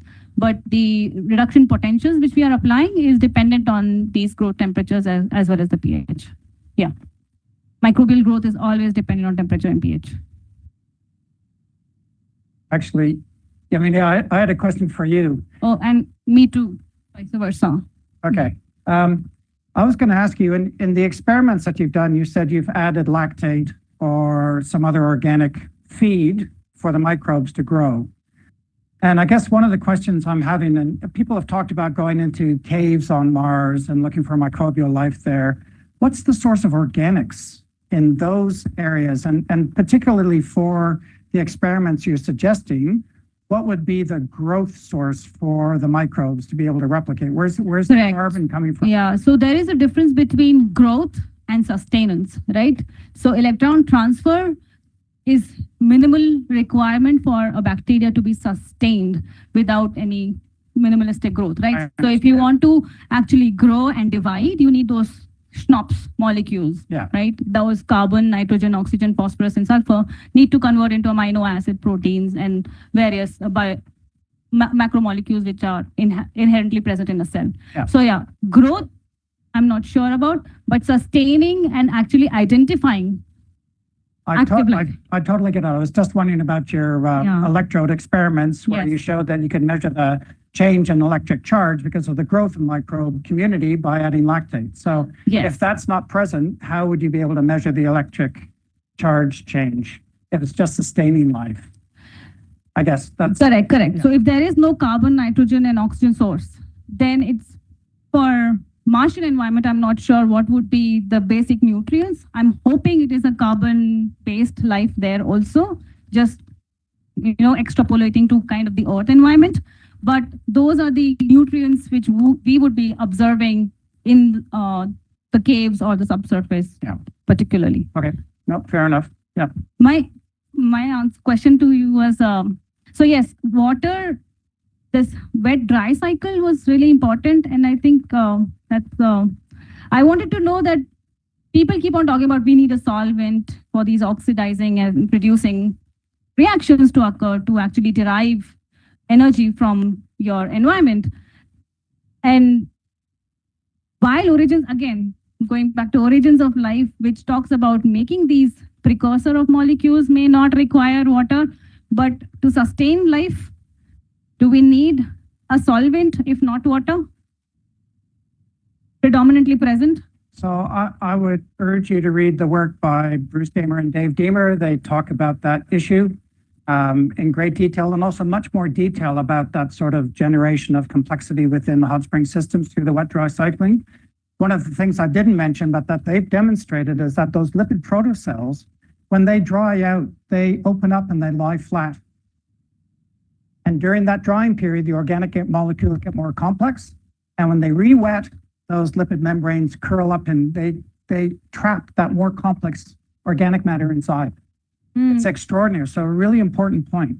So maybe you water are and probably then- aware of spores, right? Like bacilli, which form, these are spore-forming microorganisms. They go into this dry Yeah, state, this dormant state. right? Exactly. And then when they have any nutrient or water, they'll come back. Yeah.